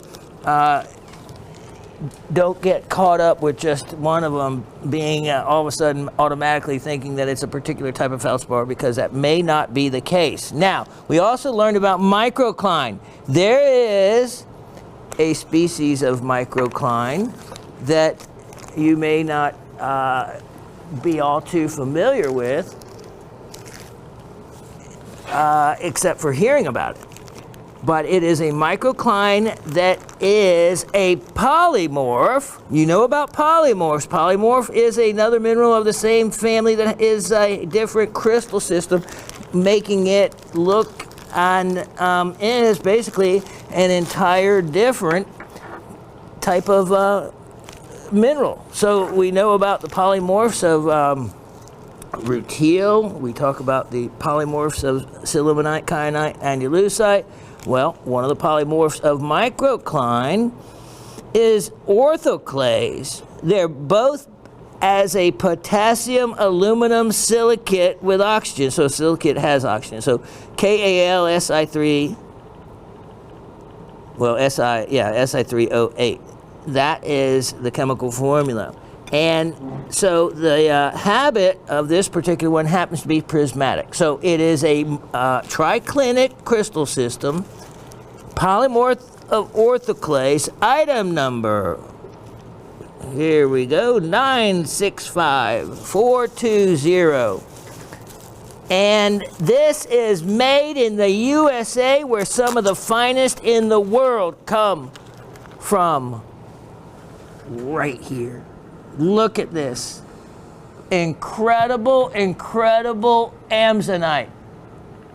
Amazonite. It is named after the Amazon River, where it was thought to believe somewhere up the Amazon River was a mine that produced microcline, but they have never verified where that particular mine has been. But the name, because it's reminiscent of the river, the Amazon River, it picked up the name. Now, the color of green varies broadly with the material, and so it can be many different shades of green and still be Amazonite. Amazonite, again, variety of microcline.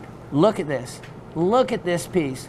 So it displays in multiple different directions.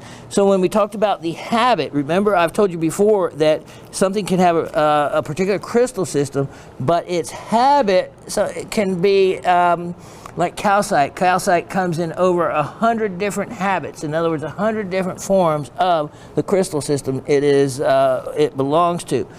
And this, it's triclinic, but the habit is prismatic, and it has to do with the termination of the crystal, and as far as getting that name.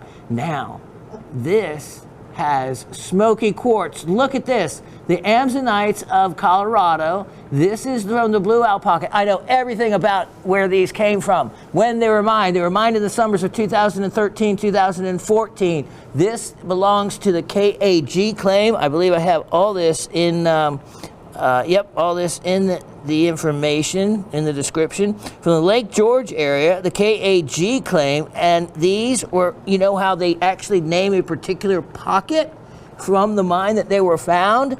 These were found and mined from the Blue Owl Pocket. What a great name for me, whose my totem animal is an owl, and for these to be from a pocket named Blue Owl, how cool is that? KAG claim, Lake George area, well known for so many stunning Amazonite specimens. Now, here's the crystals down here of smoky quartz. The Amazonite in that area was found with some stunning smoky quartz crystals, some beautiful material. Now, as I look on this one, I thought I caught it because I was actually looking for it on other specimens, but I haven't seen it. But see this material right in here and right up here? I was going to look into that further, but make a note, because I don't have it on the tag, but for you to look this up, columbite. It might be columbite, which would be really cool if you have a piece that does have columbite on it or with it. This specimen, it's a opportunity for you. And I have not released any of these. I've had these and enjoyed these for quite some time. And I am offering that one for only $48. $48. These are out of sight in price. This pricing is from when I got these, 8-9 years ago, something like that.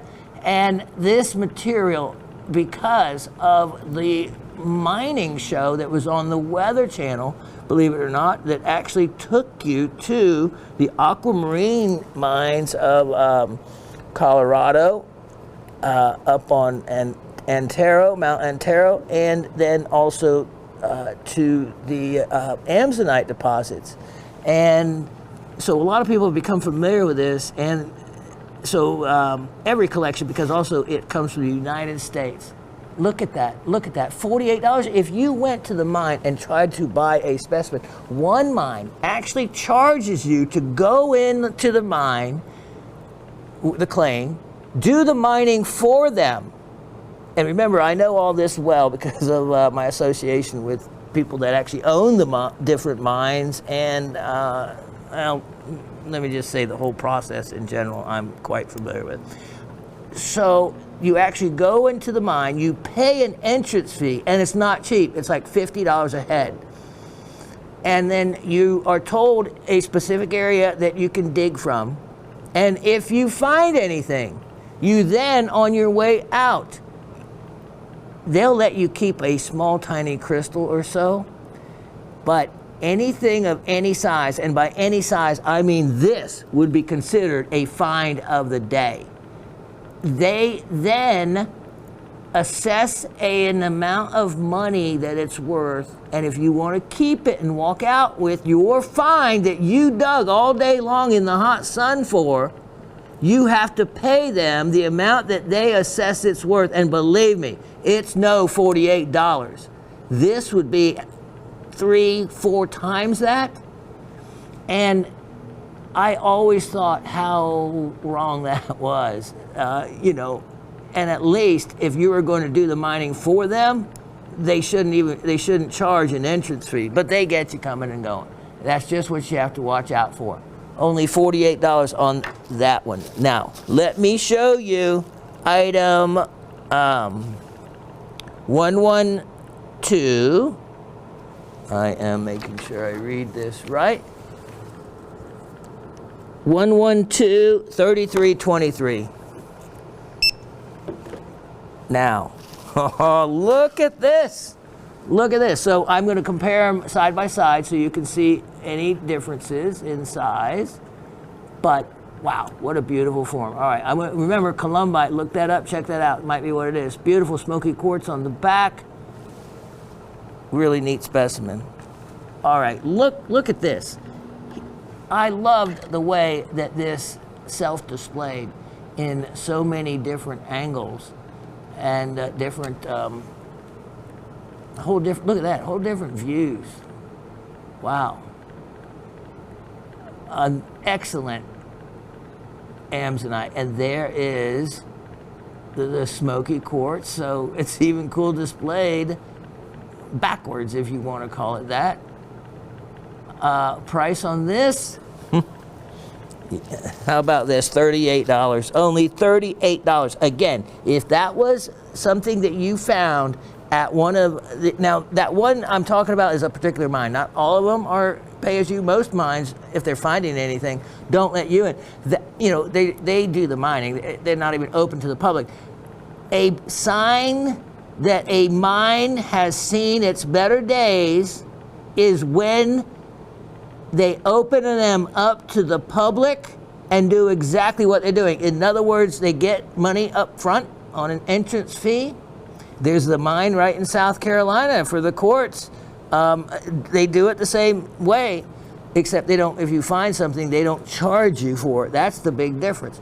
So, the mines that are finding material, the best money they can do is mine it themselves, right? The ones that are charging you to do the mining for them, and then they want to make sure that in case you do hit something really big, nice, and valuable, that they get to keep it or assess the relevant value of the piece. So you may find something incredible and think you have hit the pot of gold at the end of the rainbow, and all of a sudden they come back and say that'll be $3,000 if you want to walk out the door with it, or walk off the property with it. You sign a piece of paper to start with saying exact rules. You have nowhere to go except give it to them and that would be heartbreaking, or pay their exorbitant fee. This specimen would be considered a very valuable find, and for your $50 or $75 entrance fee, you would have to pay additional money considerably higher than only the $38 I'm asking for that one. Let me show you item number 112-3123. 112-3123. Now, this may take me a moment to unwrap because I have, as you can hear, wrapped these nicely. Good, sturdy feldspar. Look at this specimen.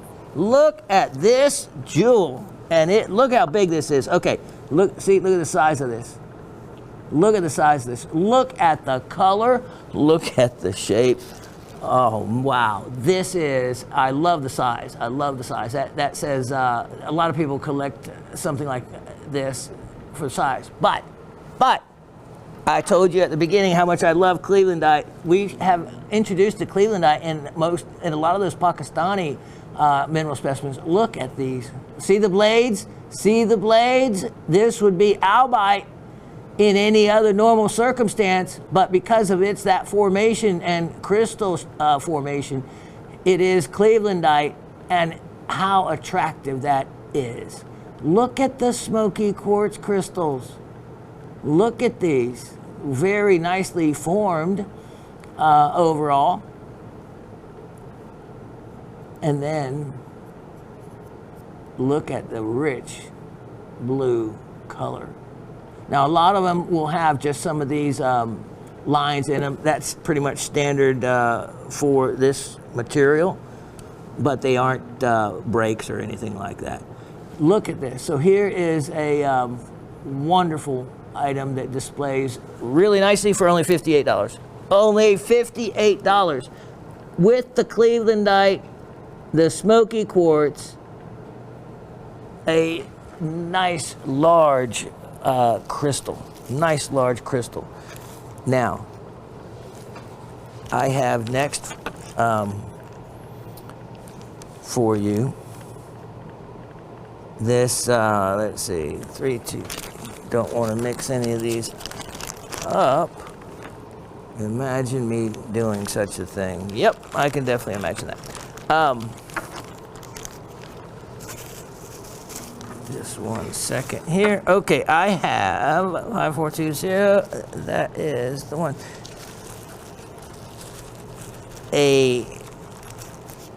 Another one, and it is,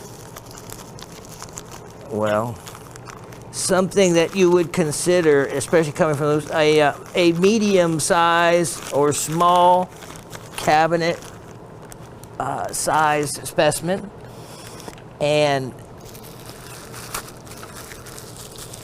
but it has something else going for it that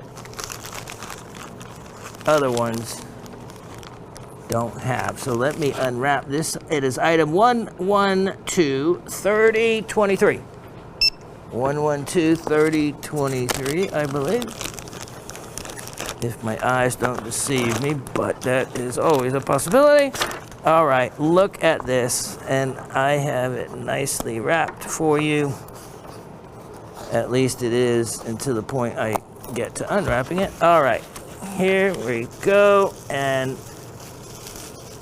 yeah, small cabinet, but hold on 1 second. Let me get something here. Okay, check this out. Check this out. This is something that you would be proud to put in your cabinet of finer items. Wow, look at this. Look at that specimen. Here it is compared to the single crystal, so you can see just how large this piece is. Now, there's so much to talk about this one, but we'll cover it fairly easily. Look down in these crevices to start with. All right, so these are crystals. This is not dirt. Now, these crystals You can see something right here. If it looks a little bit lavender or purple to you, you may be correct. You might have to look a little closer. I think there is a smoky quartz, there's Clevelandite, and there is, I think right there and there, fluorite. Fluorite. Oh, I do believe I see a little lavender and purple right there and there. They're little fluorite cubes. Oh, absolutely. Absolutely fluorite cubes. Now, let's keep exploring this. And what do we have? Look at that across the back. Well, without a doubt now, we have fluorite cubes. Look at this one. Look at that violet color in that. Very easy to see. And as we come in a little closer on this, wow, you can see that perfect cubic formation that tells you everything. Look at that. Wow. And then here is another partial crystal. And as we come around here, look at that one. There's another beauty. And sometimes you can only see them until you kind of tilt it at an angle.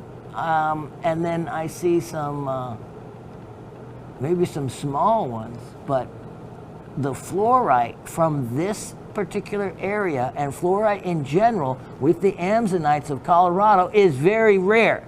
It is very hard to find fluorites. And then to extract them, you can see on the back side the growth here. Well, how did they even form? This looks like it would have been, maybe against the wall for them to grow from. Well, how did these form? So to get them out in one piece, difficult as well. This has everything going for it for a Colorado specimen. It actually stands on its own like that, which is pretty cool.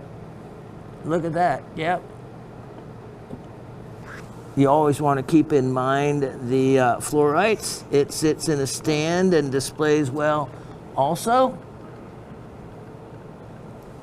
This piece, they really go up in price and value when they go up in size like this and go up in and add the goodies to it like the fluorite and whatnot. Even with all the extras on this, I have it priced for you at only $118. $118 is all for a stunning Colorado amsonite specimen that has fluorite. And here's the thing. You say, well, they're not very big, they're not very showy. Well, if they were big and they were showy, you would be adding another zero to the price on the end of this, or well beyond that. If this was a specimen that you were at one of those pay to dig mines and then pay for what you mine as well, this specimen, easily they would want over $1,000 for it with the fluorite on it. And at that point, what do? You found it, you have a sentimental connection to it as a rock hound, you're on vacation maybe, you're going to be inclined, especially if you found something that nice, to want to keep it. Most of the time, if you find something that nice, you hit a pocket, even a small pocket, and you will pull out other items from there. And then what do? Keep the best one? You want to keep them all. When mines again start charging for, they make sure that you pay for anything nice that you find, just in case. But for the most part, they're making their money on the entrance fee, and the extra money is on if you are lucky enough to find anything that they missed. Because believe me, they don't open it up to the public if there is still nice amsonite being pulled out of there. Oh no, it is, that tells you right then that they've used up their resources and are making money off the entrance fee. I've seen it here in different mines in Georgia. I have seen it played out at, well, I'm even going to say it, even the Diamond Hill mine, which I know the former owner. I don't know the current owners, but Miss Raven has been there and been through the process of it, and yeah, you're lucky to find little shards, and the good stuff is underwater and on and on. But you know, it's still you're mining. It's fun, and she went with the right attitude in mind. You know, she knew she wasn't going to find anything that she couldn't go to the former miner's home and in his private collection room, pick out any item she wanted and buy it for very inexpensively. Very. Let me show you. Let's see if have I shown you all the. Okay, maybe there's one more butte. No, this one. Yeah, let's look at this. Item 112 3223. 112 3223. Take a look. Take a look. This is the last of the Amazonites, but for the money, this is a little powerhouse. Let me show you this jewel. Look at this. Look at this. This is why I love when you get more than one mineral in a specimen. Look at that Clevelandite. Look at those Clevelandite clusters. This, if it was larger, would make this would help really make it a high dollar specimen. But for a, it's bigger than what they call a thumbnail. It even has a smoky quartz crystal. Look at that. Even has a smoky quartz crystal. If it had, and you never know, you got to look close. It could be small, a little fluoride on it. You never know. You never know. I know I didn't look close enough because I missed like that columbite and stuff. So, all right. I know this is going to get scooped up quickly. Only.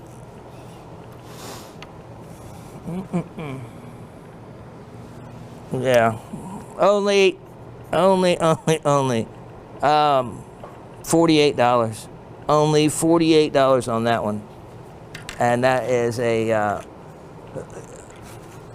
If you even, go to Mindat and look through their specimens that they have of Colorado specimens, and you're going to see that these range right in the same or nicer, especially like this. There's very few of them with a Clevelandite cluster that attractive. It's you'll learn a lot, and then well, if you saw any pricing on them, you'll come running back. But I'm not sure how many of these I'm going to offer of the Amazonites. All right, let me show you. Now, this is one I'm going to open up to everybody because I don't know if Miss Jan has bought enough of them, but I know she requested some Japanese rainbow garnets, and I have a set of 3. Item 112 3623. 112 3623, and these are a personal collection. Even though it's not on the tag, but you're going to see in a minute why I found these pieces so attractive and set them aside. And one of them you haven't even seen anything like it before, and I'm going to show you. All right, let's look at these. Japanese rainbow androdite garnet, the most valuable rainbow androdite in the world, and the rarest and the finest quality. Let's look at this. All right, here is, look at this one. Look at that one big, large face to that crystal and that incredible blue. Then right there, look at the greens, the yellows on that face. There's a little face right there with some color as well. And then let's look at the green on that one also.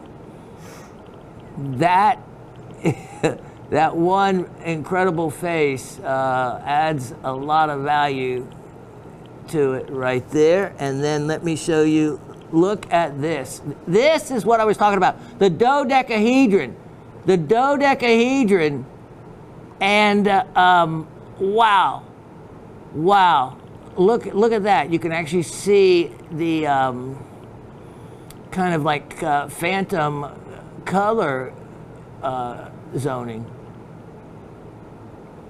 Look at that beautiful face. Look at those.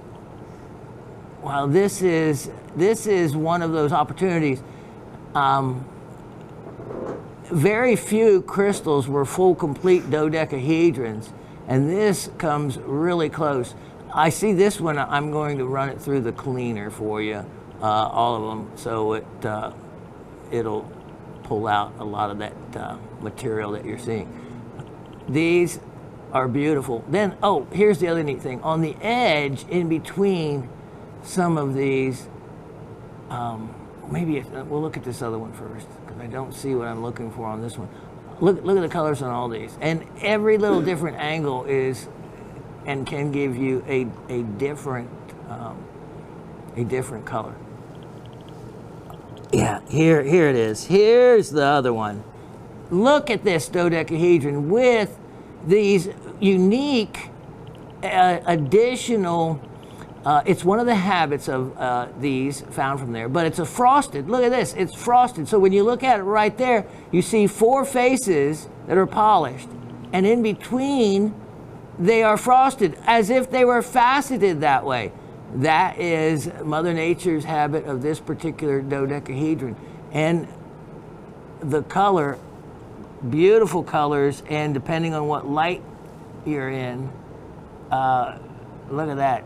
They will and can appear different. And even the back side of it in these other little faces as they reflect, you can see color from those as well.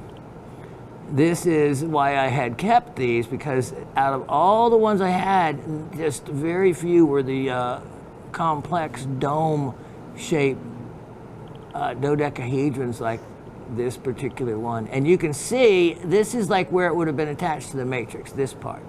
So they look at that, extracting it either came loose or however, but or maybe that's how they were able to get it off the wall, was to tap it and pop it off the wall. But what a unique piece. Okay, so for all 3 of these, and again, they'll clean up nicer than they look now. I meant to. Wow, I just caught. Look at those as that turns around. All right, all 3, only $100 and hold on, $98. That is only $68 on average, and look at the total weight. Those are averaging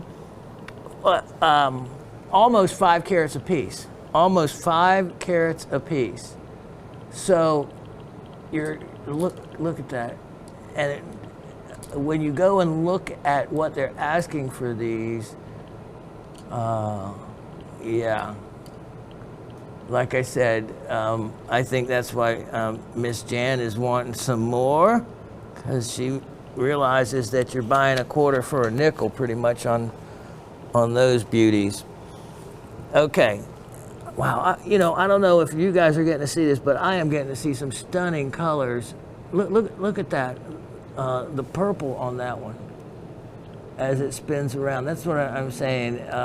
Look at the reflection in the mirror and on the face of that one itself.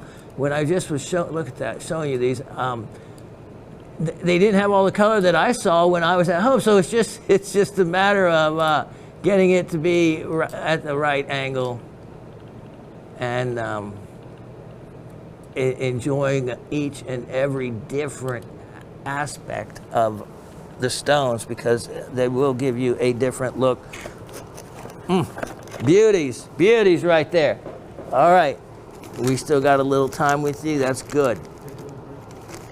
But let me be able to put up a few things, get my desk clear. I'll be right back to you. So, if we're going to talk about androdites, the finest, without a doubt, of course, are the ones from Japan. When it comes to the iridescent ones, now of course androdites, if you're talking about demantoid garnets or something from horsetail inclusion Russia, then that's different. Those are certainly valuable. But Stanley Butte has been known to produce some wonderful androdites, and if you wanted to add a crystal from there to your collection, they'd be difficult to get. Here is one of those crystals. It has obvious crystal faces. They have found some with iridescence to them, but it is in a golden yellow type of color range most often, and some of the Mexican ones are beautiful as well, but nothing, of course, can come close to the Japanese one. But these are very collectible. Garnet crystals like this from Stanley Butte, Arizona, which, of course, that locality, Stanley Butte in the Stanley Mining District, is means something. It adds value. Graham County, Quartzite Mountain, well known to collectors out there. This is just over 4 carats, a 401. Let me show you something else. If you were in the field and wanted to do a little testing, one of the things that might help you in the world of garnet would be to have one of these. And what does that do? At androdite. And why does that do that? Well, because it is one of the garnet families that has iron in it, which allows that to happen. And why that's important? Well, because if you're trying to separate that from the grossular family, because this looks very much like those hydrogrossular garnets I was showing you and have shown you previously. That's all you would need is a magnet to tell the difference, because grossularites are not magnetic. Look at that. Look at that color coming through that. That's when they really begin to look like a wow. Wow, what am I doing selling this? Look at the depth of that and look at the clarity. I mean, if you cut a 25-point stone out of here, it would be of a tremendous value, because all of them, remember, I always laugh about horsetail inclusions. When is it that you ever wanted anything with an inclusion? Well, it seems that garnets and their horsetail inclusions in the demantoids, that's a desirable point. It's actually a type of asbestos that creates that horsetail inclusion in those. This is I could just look at this color all the time, but this is an opportunity for you to get in on a rare facet grade garnet. Now, I could actually say that. I didn't do that before. I should have, but I'm not going to make a difference on the price. I am going to offer that crystal for only $12. $12. I tell you what, any of you get that and cut a stone out of it, let me know. I want to see that stone. I want to, and then I'm gonna cry. Let me show you next. I am not. Here. Let's do this. Let me just do this. I have a clearance price on these. If I showed you I am going to show you, because that's what I do. I do silly things. All right, here. Let me get an item number. First, they're coming out of this bag. Look at this bag. All right. If we, they will show us it looks like it. Yeah. Now, what came out of this bag were these 4. They're the last of the last. These are absolutely great to do some checking on the piezoelectric properties of them, as I've done before. This is item 710117. Nope. We have a better number. Let's look at These cover the 4. 102 7121. 102 7121. And this is the last of these that I have, and they are Brazilian, and yep, look at that. They have the made in Brazil, which is a must-have for export on their mineral items. Look at these. These are all natural crystals, and I mean, I haven't looked at these. I don't have time for any anhydro possibilities, any manifestation possibilities. Another quartz, a crystal within a crystal. You could, hook up a good voltmeter to these, press on them. That's what piezoelectric means, generates electricity when you apply pressure to them. Look at that termination, really unique. These are some high-grade crystals that have all kinds of interesting exteriors, some kind of skeletal features to some. Look at that. So anyway, here's a closeout opportunity. All four of these. Okay, so I'm going to show you what the price was. The price was 4 pieces, $10 each. And that meant $10 each crystal. Let's do all 4 of these pieces, which would be great giveaways, great stocking stuffers. Put them all 4 together, and it looks like a beautiful display somewhere. You have enough to do something with. Here we go, $28. $28 set of, let's see, yeah, hold on. You're right, I see that. So I do have it in the right number. Okay, good. Actually, what I just showed you about the $10 each was of a old offer on something else. Here, the set of 4 is what this new item collection is. Look at the set of 4 pricing. $58. 4 pieces, $58. Same item number you're being offered now. Now, how about this then? All 4 pieces for only $36. $36. So that's only $9 a piece, mounted on nice with the Made in Brazil marking, and that's a good value there. That's a good value on that. All right, let's see. The clock is counting down. Let's look at item number 1117623. This was a surprise when I saw this. Did it sell? And actually, I may be just fine with that. Look at that. Look at that. Now that is a stunning, not super large, but an amazing crystallized azurite that hasn't been taken over by malachite like often happens. There we go. Look at these.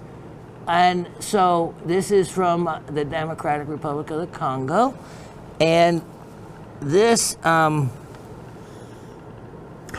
some larger crystals associated with. It has some white crystals there, which I'll leave it to you to figure out. It might always be some calcites. You might want to take a UV detector to them. Look at that. Look at those. Anyway, I am this piece is certainly worth what I had asked for it last time, and I am going to keep the price the same, and after that I am going to return it to our collection. $28. It is so well worth $28, but that's up to you all to decide. This will be the only other time I offer it. After that, goes back. Take a look at item number 1113623. 1113623. Look at this guy. And this was another surprise because all the others sold. I can't believe I have one of these left. I mean, it looks like sapphire. How can it not? Look at that kyanite. Look at that stunning kyanite. And, from Nepal. You can get away and say it's a beautiful sapphire, cashmere, because Nepal, it's they come from up that ways. Price on this kyanite, all right, I'll give it a sales opportunity, $21. $21 on that guy. And what a stone. That's about as rich of a color as you could hope for. And kyanite almost always has some inclusions, as you have known from seeing the crystals and the other pieces over all this time. I have a diamond opportunity, and these are full cut. In other words, they have as many facets on them as any other size diamond, which is 57 facets. Let's look at item 1117723. If you do any bench work at all, these are the size diamonds anymore that you need to have in stock to either replace or put in eyes of a critter or something. Look at that. Look at these diamonds. These, again, 57 facets on each of those. They're 1.1 to 1.3 millimeters. So a 1.3 is usually around a 1-pointer. So 30 stones, 25 point total weight. And wow. With all the micro pave that's being done these days, this is the size you need. Now you can see that's not a real white background either that I used. So they're actually whiter than what they are looking and appearing to be now. The price on these, it was a ridiculous opportunity. I only was asking $38. Well, obviously not a lot of room to mark them down, but why wouldn't someone pay me $36 then? $36 for a quarter carat of diamonds when you do the math on that. And diamonds that size, that small full cuts, are actually much more, because the difficulty in cutting them much more than other stones that are larger and much easier to cut. Let's look at item 1114123. Here was another stone that I think you must have stepped away from the show for a moment, because I still have this. Now I'm going to show these stones side by side just for the fun of it, and because I'd love to compare color tones. Look at this. Look at this. From my Burma spinel, from my own collection. Look at that. Look at that Burmese spinel. You know, actually, Burma sapphire looks a lot like that kyanite. We'll take that away so no one gets confused as to what we're doing, but talk about beautiful natural colors of Mother Earth here. This spinel, purple spinel, a very desirable color and gem, and look at that rich saturation to that. Wonderful calibrated, or close enough to calibrated cut beauty. I have this stone. I had only wanted 50 carat. That was $42. All right, you bunch of cheapskates. No, I'm just teasing. You just learned to be wise. $38. $38. There. Yeah, believe me, it's not gonna get less. I don't know how much that is per carat, but that's again, a wonderful deal. And keep in mind where that beauty is from, as opposed to other localities. Let me see. I have a few minutes to go through some items real quick here. Item 1103123. Now, because I was showing, and August is coming up, and if you want to get a jump on the peridot, I am right now have peridot for you.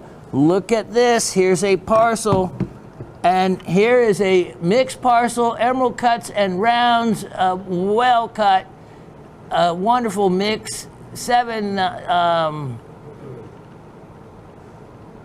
Let's see. Is that? Oh yeah, 7 emerald cut stones and 8 round cut stones, and I have on this all of them.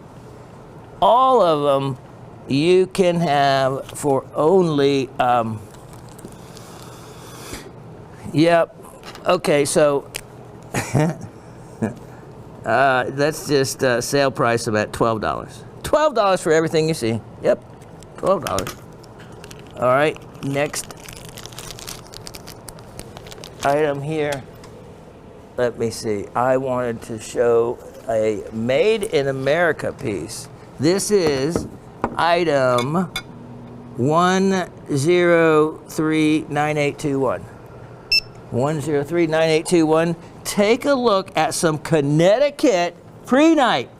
Prehnite, Connecticut, with white calcite from my own collection, and there's little tiny chalcopyrites. In this one, I did a bunch of research. Fluorescent orange to the calcites. Look at down in here. Look at down in here. I can't believe no one scooped this up. Look at these beautiful crystals. I am talking about clear white calcites. And they fluoresce orange. Look at that one hanging off right up there. There's some yellow prehnite. Beautiful green prehnites. Oh, here's all the little chalcopyrites. Here's all, look at them on the underside.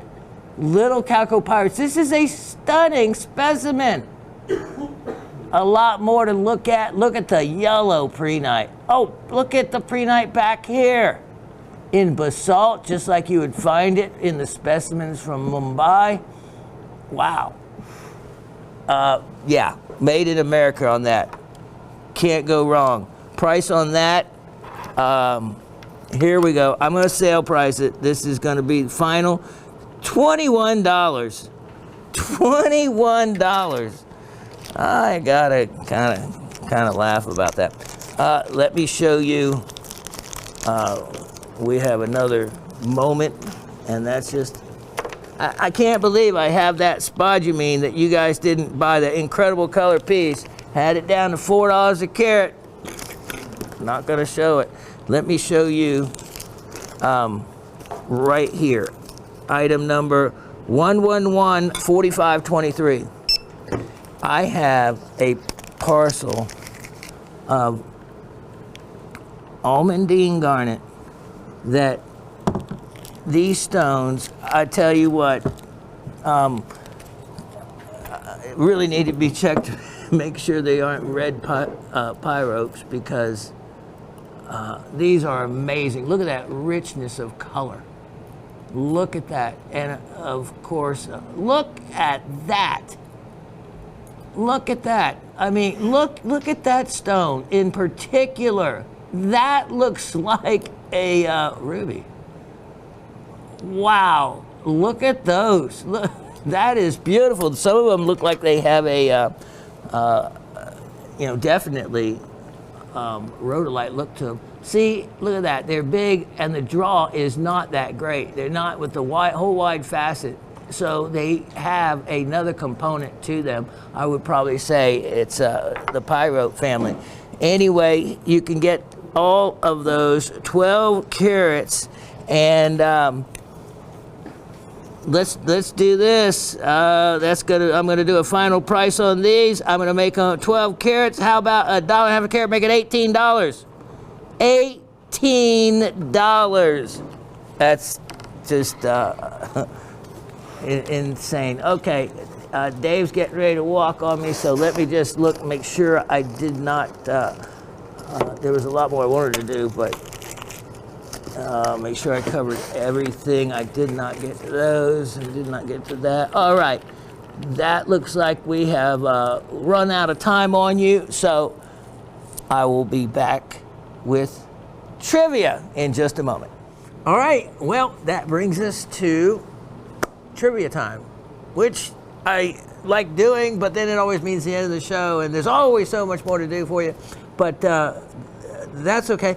You know, I got to clean out the office here and the safe, and just for other different reasons, and the start of that is, well, no.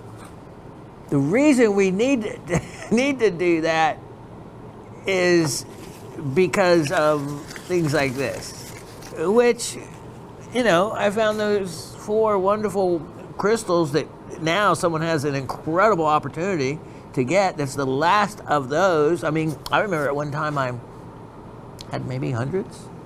Oh, for any of you that go back in time, you see this tweezer with the little scoop on the end that I absolutely love. Well, not probably, it is the largest wholesale supplier for equipment and diamonds, gemstones, you name it. Anyway, the largest company that does that. This has been like 10 years ago, maybe. They were closing out this type of tweezer. And the price they had, they were selling it for like $12 or $15, something like that for one. If I took everything they had, all their stock, I'm not sure why I want to say this, but that number just sticks in my head for some reason. I think that I paid $1.70 a piece. I ended up selling about 1,000 of these here at Gem Shopping. So built up demand over all those years of all those people buying loose gemstones, and we were selling a lot of loose gemstones here at the time. There was, of course, all of you at home, you didn't have an opportunity to get in on a very cool tweezer with the scoop at one end and had really a nice point on the other. I couldn't believe the deal. That's why I took them all, and I sold every one of them. Sold every one of them here at Gem Shopping in a short amount of time and could sell a lot more. And so it just goes to show you that even a huge company like that, at some point when they want to close something out and sell it, they just mark it down and move it, and I could not miss the deal. I turned around and sold them here just for just a nominal profit, but that's why I sold every one of them. Made those phones ring at 3 in the morning. And yeah, people were calling in to other shows wanting to buy this item, this little inexpensive item from other shows. You can imagine those other shows selling items, their items, jewelry items for thousands of dollars and, many hundreds of dollars at least. And then someone calls in, do you have that pair of $6 tweezers? I should. For sale. And tying up a phone line. So anyway, that's why we hunker down in our little corner of the world here, and we get to bring you amazing items for those prices that, you always hear about 6 figures, 7 figures. Well, we sell items that are 2 figures, sometimes 1. So anyway, and cleaning out, and there's going to be more cleaning out from home and from the shop. Deals like this, like on the quartz crystal. And anyway, stick around. It's always a lot of fun, and I can't thank you enough for all of your support for the last 6 years and ongoing moving forward in the future. 3 years into having long COVID, I'm knocking on some wood here, but I haven't missed a show as often. I'm hoping and feeling like there is a light at the end of that long tunnel that's really taken 3 good years out of a very important part of my life. So yeah, we can just hopefully continue to move forward and everything work out great, and that all of you will just come right along with me wherever this shooting star takes us. So, all right, you ready? Now, rules of the trivia is you cannot look up the answers by playing it back. You can watch the show as many times as you want before you hear the answers, because remember, we always stop. Okay, we stop.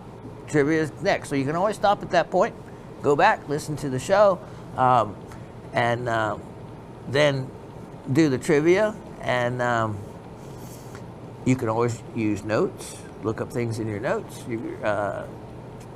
That's encouraged. It's encouraged to take notes, because if you write something down, I forget what the percent is, but it's really high for retention. You tend to retain things much longer period of time.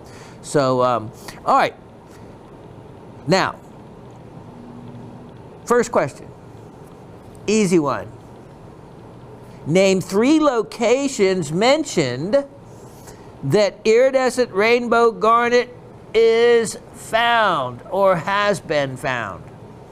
In other words, the mine might not be producing anymore, but at some point it was found there. So name 3 locations mentioned that iridescent rainbow garnet is or was found. Question number 2, and only 2 questions today is all we're doing. Question number 2, what is the name of the feldspar variety?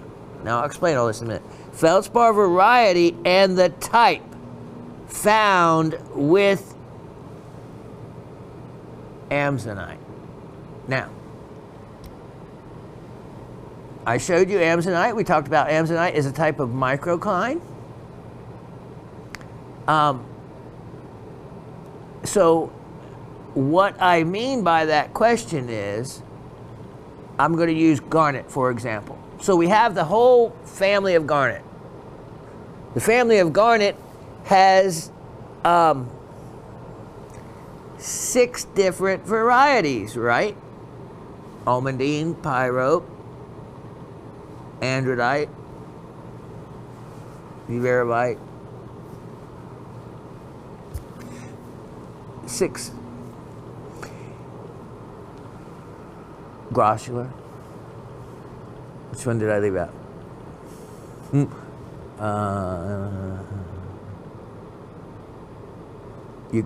No, that's the one. Okay, anyway.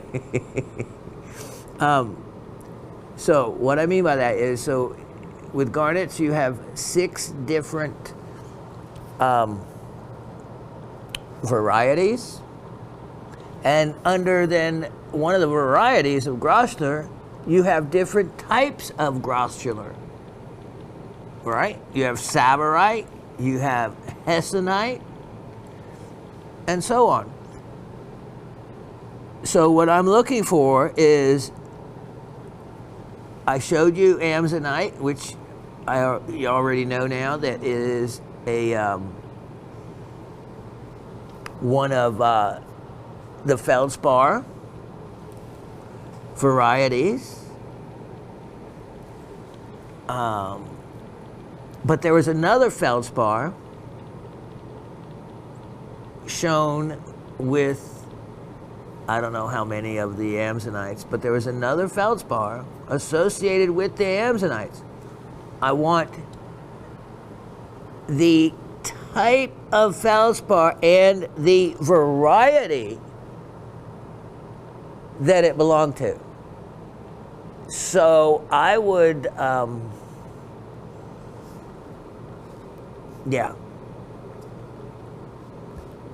I would listen carefully. Of course, that may be in hindsight. So I don't want just the type. I want the variety that it belongs to. In other words, if we were talking about garnets, I would want, what I'm looking for is, let's say, sabarite, and the variety it belongs to is grossular. And then the family, of course, is the garnet family. So I'm looking for not the family name, which is feldspar. I want the 2 below it. What is the variety of feldspar, and then what is the type of variety? So I think that will explain it well enough. Good luck to all of you out there, and welcome to summer. We had a few cool weather days, and I think tonight even it's supposed to be down to 63. We're talking about almost July here. We're officially summer, and of course, summer in Georgia starts sometime back in April. It feels like, but that's going to be nice. It's going to get warmer again, but we haven't seen any 90s yet, and I will take that. So I am going to try to get out in the yard a little and try to start stopping the atrophying of my muscles, which is an issue. So I need to just take a step at a time. But at least, again, I am feeling a little bit more positive than I was about recovery. All because there is a pile of gold-bearing, definitely gold-bearing material that I have brought up from the creek, and I want to run it through the sluice soon. Okay. God bless to all of you. Love every one of you. And again, feel free. I know there's hundreds of you that watch the show, and we only get a few comments. But, the trivia, feel free to participate or just leave a comment. Or I hope you just enjoy listening and learning from the comments, if nothing else. Yeah. I can't thank again all of you. Keep looking to the ground, because that's where the rocks and minerals are, and the smallest of creeks may hide something that you never knew was there. And I say creeks because they filter and cut down through the ground, and if there is always a general sense of what's in the area by looking in the creeks and panning in the elbows of the dirt that's deposited in any turns or bends in the creek. And get out there, and you never know. You never truly know what you're going to find. I've enjoyed it once again, and I can't wait to see you next Monday. Cheers.